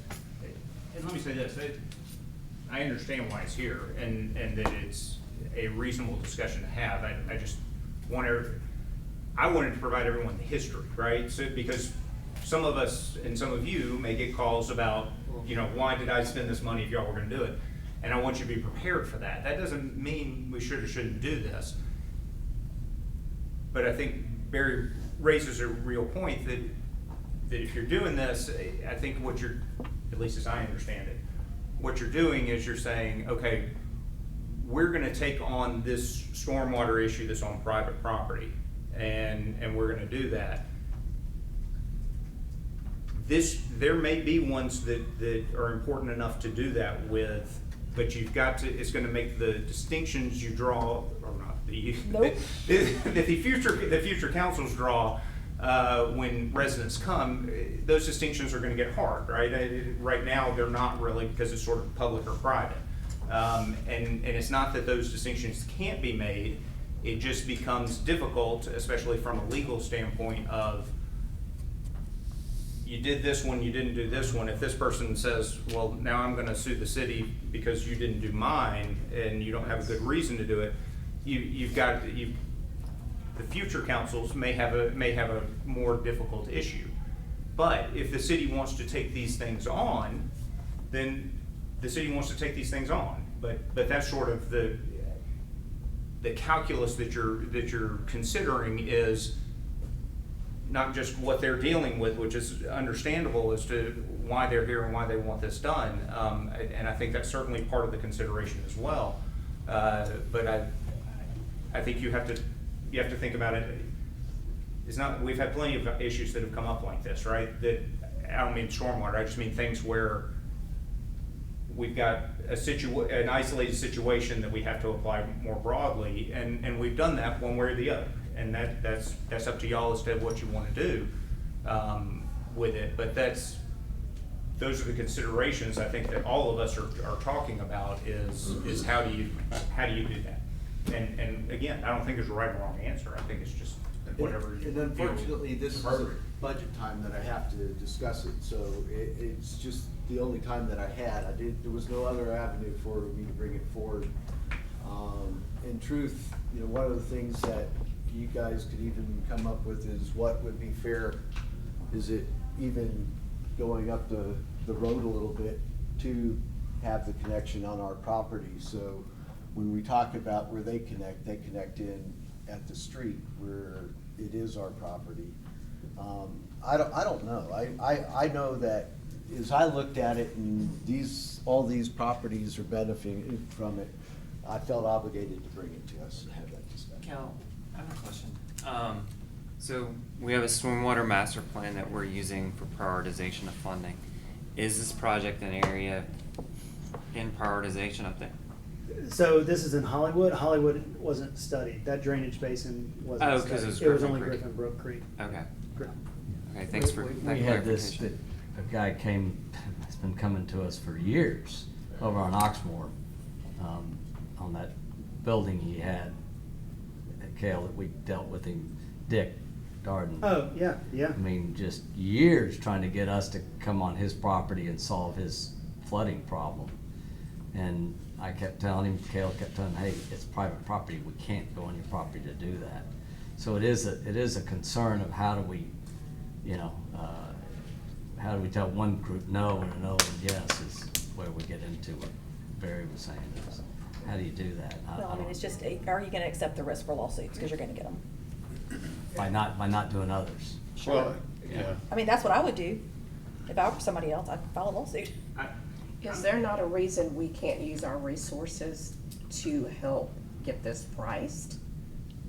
Like, I don't understand us being involved with the payment part, but why can't we help with, getting it priced better? I mean, I think Well, this is- $105,000 isn't, This is the pricing I mean, from the that's- city, it sounds like.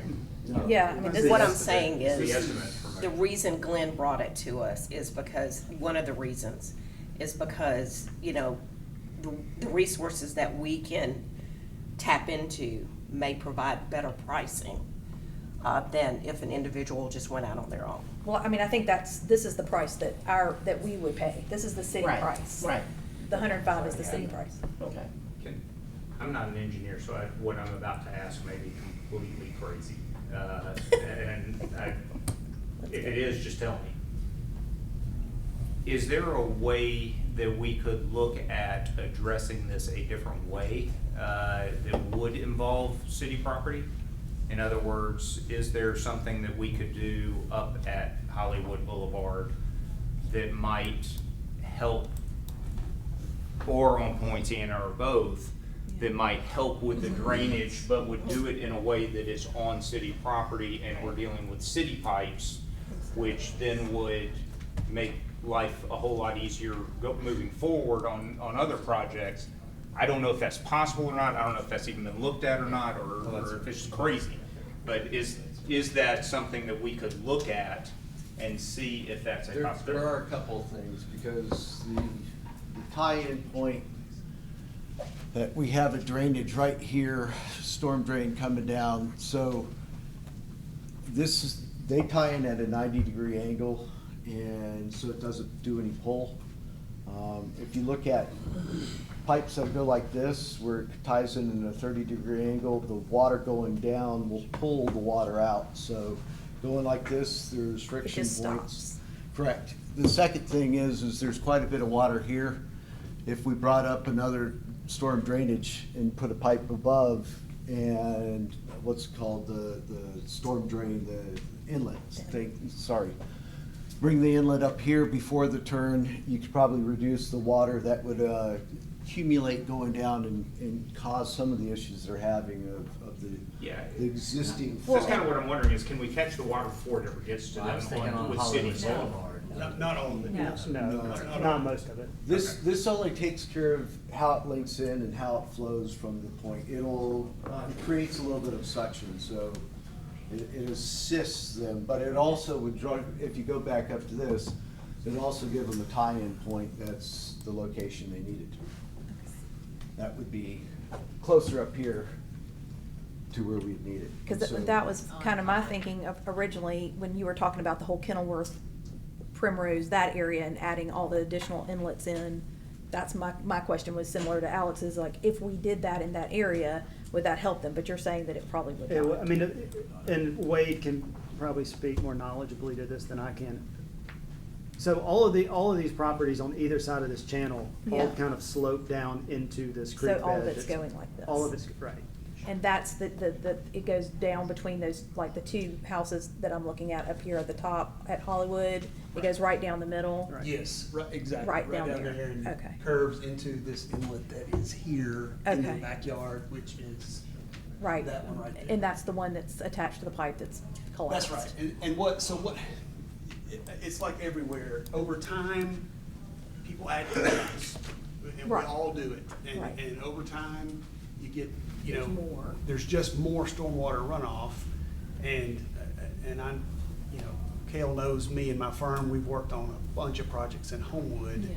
where we're mitigating that in what we do in design now. Right, sure, But but it wasn't done then. wasn't done 100 years ago. Right. And it, the thought process just wasn't ironed out 100 years ago like we're doing now. Right, well, there were probably 3 houses over there as opposed to 40. Exactly. Yeah. And, could you do something up in Hollywood? Maybe. I don't know that enough of that water coming off Hollywood is the cause of the problem, is certainly contributing to it. What we're talking about, the long length of the proposed alignment that runs parallel to their property line, that would, 18-inch diameter pipes could probably handle that water.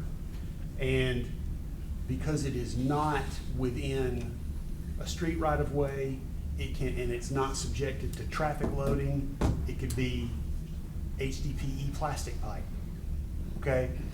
And then, when it gets to the right-of-way of the street, if the city extended their pipe to the city standards, reinforced concrete pipe, standard ALDOT procedures, all that, and the two could tie together, that the total alignment from one end to the other is what needs to be done. Yeah. How we get there and do that, and how do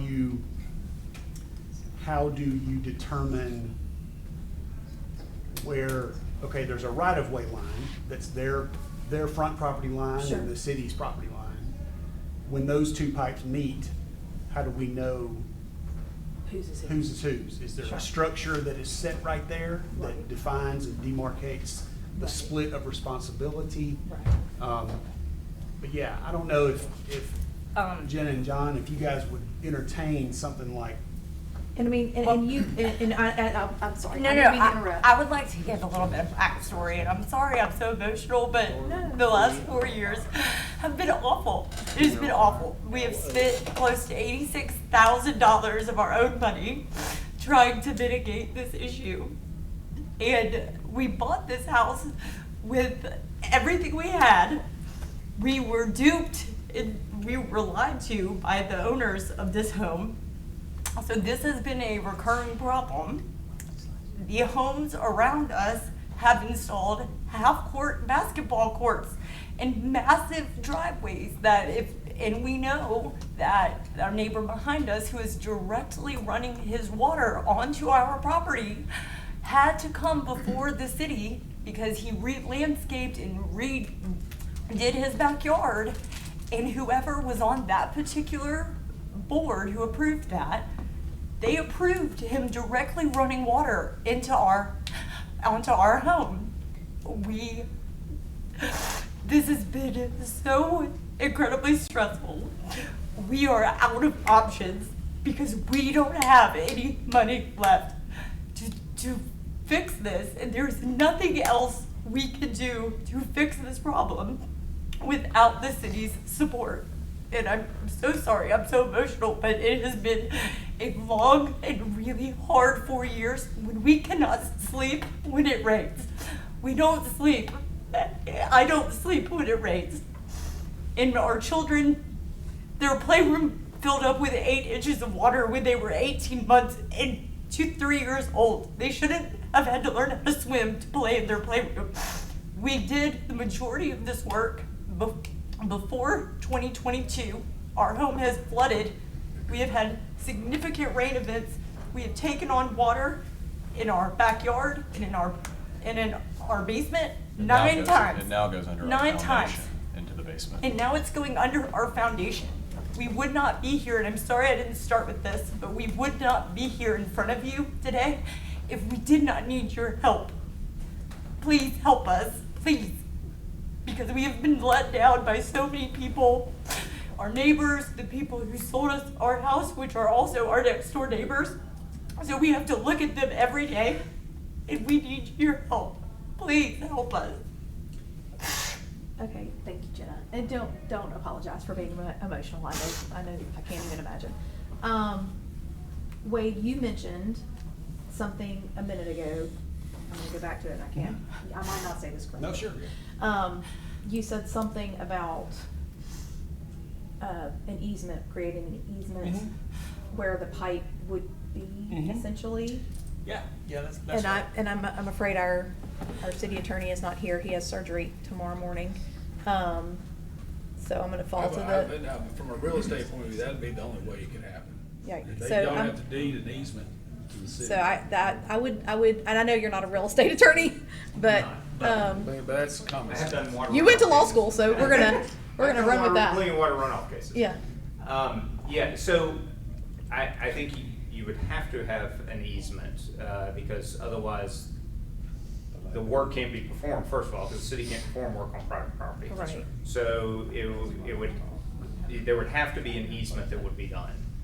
The city would also have to, there would have to be a perpetual easement, because the city would have to have the ability to come back in and continue to do work on it as was needed over time. But I don't see any issue with that structure from a legal standpoint. I think it can be. How does that, I'm sorry. Yep. How would that? You get a new survey, it'd have to be brought back. Yeah, so there would have to be you would have to do a new deed, or y'all would have to do a new deed, that had the easement on there so that it ran with the land. And it would be, it would essentially be a conveyance. We do it all the time. If I may, since I'm a mortgage guy, you'd have to get approval if there's a mortgage on the property. Yeah. From your mortgage company. Okay. Because they'd have to get the new survey deed and get it reappraised, make sure your outstanding lien isn't. Effective. The deduction, it won't be much, because Right. those dwellings where all your value is, but the land is too, but you'd have to get blessings from the mortgage. And then I would say if y'all ever do then sell the house. And that's. It becomes part of the title. It becomes Yeah. part of the title, It and that runs would, with- that would it runs ensure with to the land. anybody else who Well, lives and there and they didn't. Thank you end up so much. And morally, what happened to us, we cannot in good conscience No, sell our yeah, home you'd to have to anyone. disclose, Oh, right, yeah, And we're good people. Those of you who don't know us, we're really good people, and we try hard to be really good stewards of our community, and we are trapped in this house unless y'all help us. And I think in this case, that would automatically set y'all up for if y'all were to ever sell the house, you'd say, listen, we did all of this work. There's a new pipe here. It's gonna keep y'all from having the Correct. problems that we've had. Correct. So y'all would never have to be like hiding it from somebody else. Correct, and we wouldn't. Yeah, right. And I will agree with you, yes, y'all are very good people. And we know that y'all aren't just here on a whim. I think, just to be clear, everyone understands what you're going through, and unfortunately, sometimes these things come up and they're difficult decisions, and none of us are saying that you're making an unreasonable request at all. If I were you, I'd be asking the same thing. I get it, and I'm not telling the council what to do or not to. That's not my vote. I don't want to tell anyone how to vote. I don't want anyone to tell me how to vote. So it's up to the council as to what to do. You just need to have all the information, and so that's where we have, including what y'all have told us. But regardless, I think everyone has all the sympathy in the world for what y'all are going through and understands why you're here. Please don't feel the need to apologize or anything else. We all completely understand and want to try to find a way, whatever the path forward is, to find a way to help. Right. So I think, and again, yeah. I was gonna say, I'm just a little confused too, because it seems like this would be an item that would be on a council agenda that would then be, voted on one way or another. Well, I versus think it sitting came within- through the budget process because. So let me be clear, I'm not trying to have this circumvent the system. I was setting the money aside for it if we were agreeable to do the money. So the thing is we could just say, this is tabled out of the budget and allow the next council have the discussion on the process, because they're gonna be the ones who have to understand and live with it. But we can have them start going through the process that is the proper process to bring this to the council. Yeah, because I think to your point, Andrew, the budget committee can't do everything that needs to be done. Nope, They can't do they the can't. easement, Right, all that has to right. go through a separate All process. of That's gonna this require is some my effort lawyering. to budget the money that I believe is in this. I said 2.1 million, and the 1.1 is this. So just understand that it's the conversation to set the conditions for the next year's budget. This kind of stuff is different in every community, and I just wanted to set the condition for a conversation on it. We don't have the need, and this is not intended to be a decision-making situation tonight. It's a discussion only. So you can do just like you've done before, recommend that this 105,000 just be set aside. No authority to execute that thing, just leave it there, and it's not going into the budget, and have the discussion with the next budget. I don't necessarily think that's what we need to do, because the money's in the budget. So, I mean, it doesn't make any sense to say, let's sit this $105,000. It's either in the budget or it's not. Sure. So what my proposal would be is we leave the $105,000 in the budget. It is there, but then y'all have to go through the process with your mortgage company and whoever else you need a lawyer probably, to deal with. Request for an easement To and deal all with that the stuff. easement situation, and that might require some talks with our new city attorney, because it won't be Mike. Because it's gotta be certain feet, right? Right, yeah, there's On gonna be each side of the specific easement, measurements and all the things. Still enough from your house. And know that, I mean, You're gonna have to survey the easement. yeah, cause like I have an easement on my line, it's a power line easement, so they have access to come in and. We do these like trim twice a trees. week. We are Wait, very we got knowledgeable about They're all, this. cause Yeah. I know for y'all are like, wait, There- now what are we doing now? But There I are think. boxes you gotta check. Yeah, It's not gonna be hard, but there are Right. boxes you gotta check. Right, but, and it's not anything that's scary or bad, No. but it's just. Sorry, I hope I'm normally like kind of a hardcore businessman. I'm losing my mind in front of the city council, but it's been a very long 4 years, and I appreciate y'all Yeah. considering that. Okay, so if unless anyone disagrees with me, my thought is this money stays where it is in the capital budget that is being proposed by Gail, who is just sitting here very nicely and quietly and just letting everybody This is just like talk. This is like the fifth time he's seen me cry too. He's used to it. And then we let the Dorlands kind of go through the process of that, and then what will likely have to happen is you would have to come back in front of the council, the new council, not this council, to get the approvals for the actual easement and work in the right of way, all the blah, blah, blah, blah, blah, all the things. Counselor Smith, I do have Yes. just a comment to that effect too, since we are talking about that path versus the one that Mr. Adams was referencing, and that is just, kind of like the conversation during the first budget hearing where we were considering, licensed software, like this is all new information about projects we haven't really studied or looked at.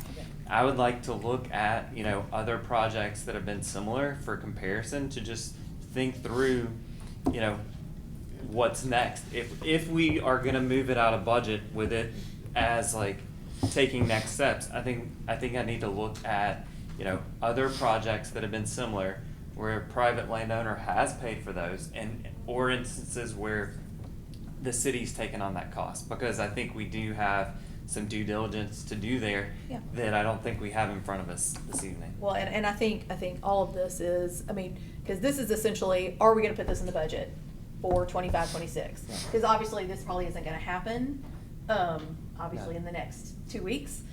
It's gonna be, or the next 2 months probably. Yeah. So. It'll be November. Yeah, so I mean. wanna think- liken this to the house that was next to the, whatever, Rosedale. Yes, During the absolutely. lease center. They were dealing with a municipality that's not in existence anymore.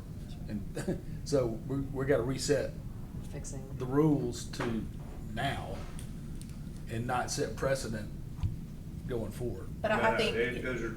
Yeah, me, they're It's two always different nothing things. there. Well, I you don't know, disagree but- with you that there may be a justification to do that because of that, Right. but you are setting a precedent by doing it. You Right. can't, it's all or nothing. Again, if that's the way this council or the next council wants to go, that's fine, but yeah, you're setting the precedent, but that may not be a bad thing. That's for the council to decide whether or not that's a good thing or a bad Oh, thing. well, they're sacrificing some land, some value, real money. Y'all realize that? Oh, we are aware. So, We're sacrificing everything. well, Yeah, I was gonna say it's better than water in the house, right? Yeah. So, I mean, I heard you say it, so that's all I need to roll record. Yeah, but and to your point, I think, yes, y'all can absolutely study it, but in this particular regard, we're saying, are we gonna leave this $105,000 in the budget for the future purposes of funding this project when that time comes? And And, mind you, just because it's budgeted, you're not giving me the authority to do anything with it, so It just means we've set aside the money. Right, the money If the exists. council approves it, the money will be there to do it. And part of my comment too is just to make sure as well that y'all didn't incur additional expenses going out of thinking like, oh, well, this is now in the budget. I just wanna make sure Right. we're, you know, that things progress. yeah, there'll be other steps to take, but this That's is it, at least, yeah. the money's there, Yeah. and then as the steps progress, then the money's there. We did just spend $6,000 fixing that 12-inch pipe going across our neighbor's property. That had to be done. So that's our cost. so it's no longer collapsed. No, it is repaired, but it's still, Yeah. but I Yeah. still don't sleep when the priest of that says 1.5 inches of rain in an hour, I'm not sleeping. Well, we're in a drought for 2 weeks. I So- pray for droughts, Dave. Yeah. All right, so, Well, God bless you. and didn't I hear y'all say it's y'all's anniversary? Tomorrow. Oh, tomorrow, okay. I was sitting there, please do not tell me y'all spent y'all's entire anniversary Well, night sitting in this hope- meeting. I hope y'all realize how important this is. Oh, sure. All right, so does anybody have any other questions in regards to this? Nope. Okay. All right. Last Next. one, I knew that one would be tough, so I wanted to end on pickleball courts. In West Homewood. Yeah. We're getting All pickleball 4 courts. of them, in this area next to the mega field and behind the tennis courts.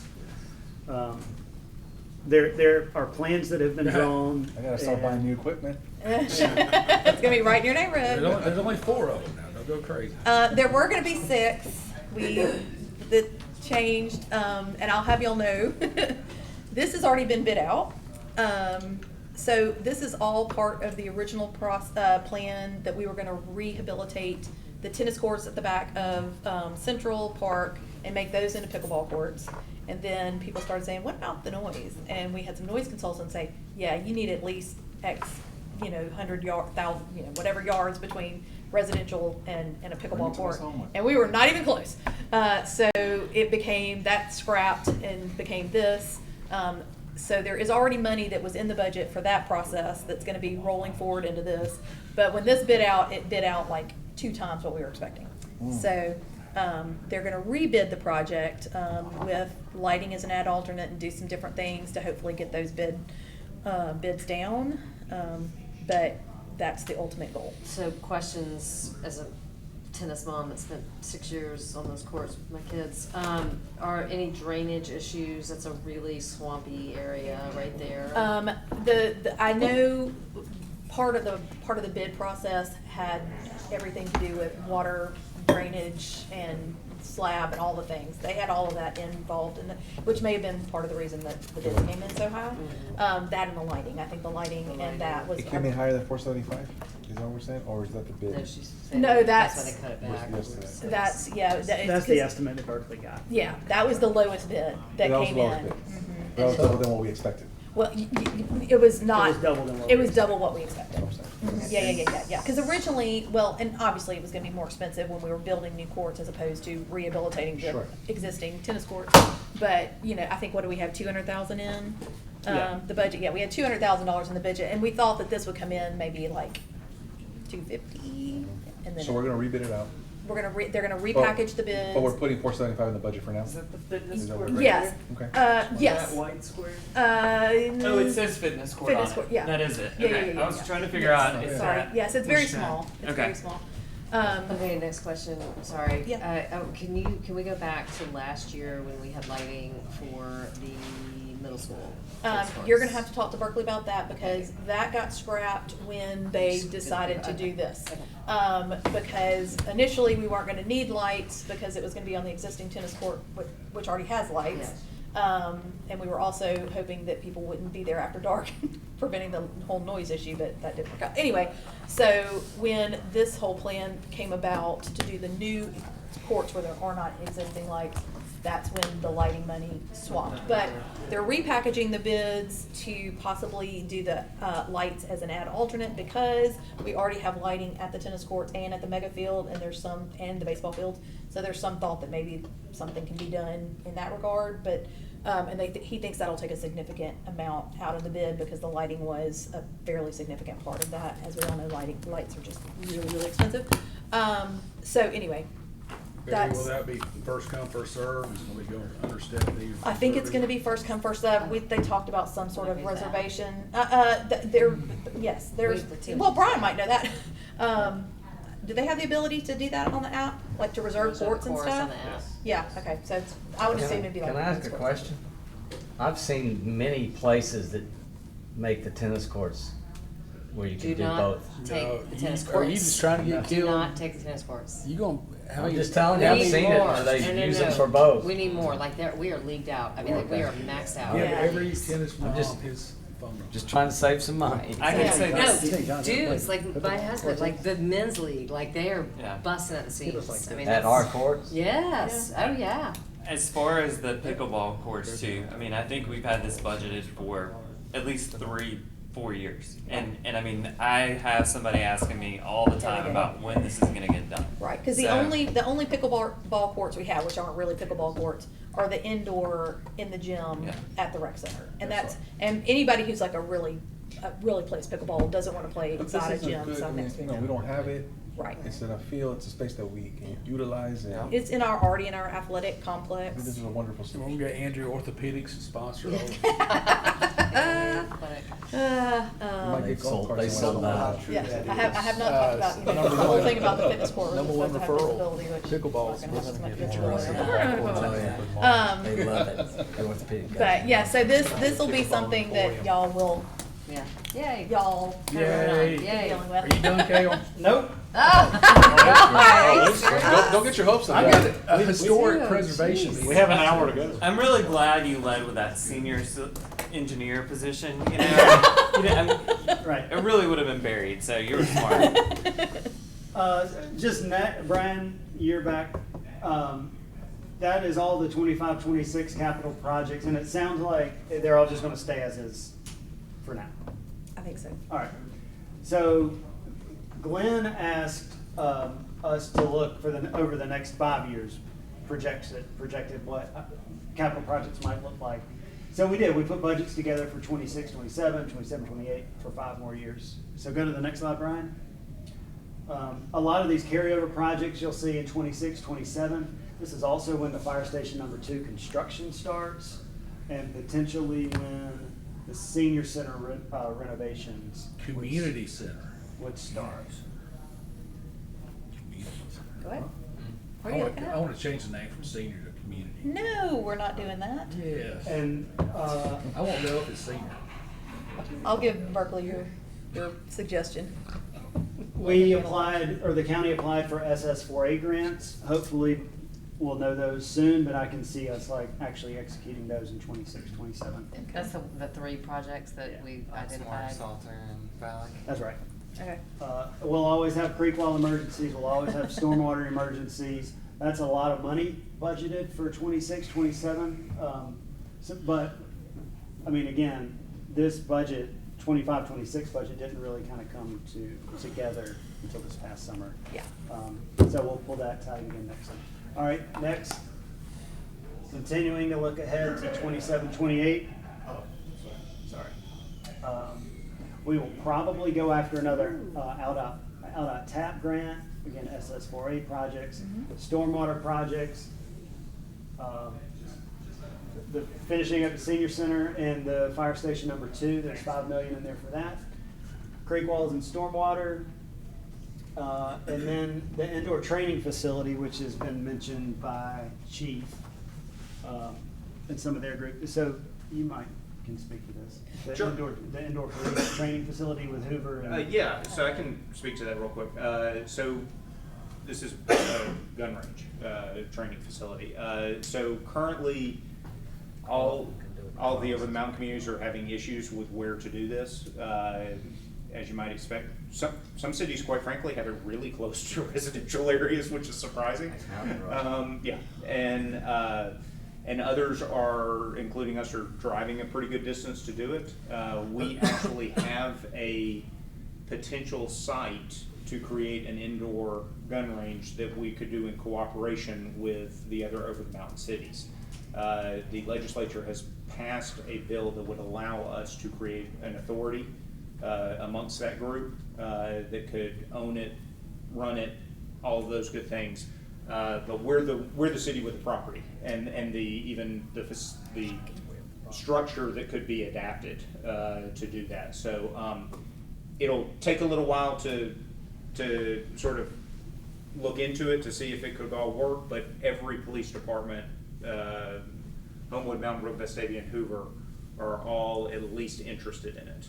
And it would, in all likelihood, at least long term, save some money, provide better access for all of the police departments. Day and night training. And day and night training, and would eliminate some of the issues that we're having right now. Where would it be? Where?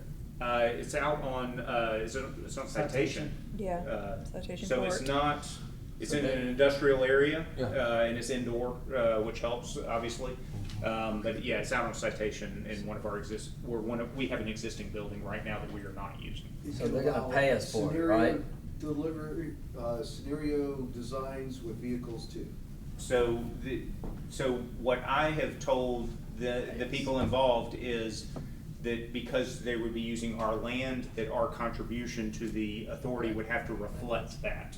There you go. So that other cities, in my mind, would end up paying more of the initial cost than we would to balance it out, since it's our land that we would be giving to the authority. So looking at the notes here, so this is a $15 million project? Yes. Not for the city, But necessarily, split with the yeah. other partnering Correct. jurisdictions if it all comes together. Correct, and there's still a million steps for it to come together. The first step was the legislature authorizing the authority, which they've done. And if it wasn't split, I mean, We could afford it. There you go. that's Yeah. it. And you know, like the mayor said, there has to be there are plenty of steps to take before anything ever happens. So that's why we have it budgeted out 2 years. That's fair. Yeah. And mind you, we're putting a lot on these things. We don't know where we land each year and we will readjust, but you have to put what you are aware of onto a calendar, otherwise you won't properly address it in the future. So that's all this is we're programming out the amount of load we've got to do. Or a fire truck gets dropped. Yeah. Forget Nope. about it. No, we're talking about Some police cars.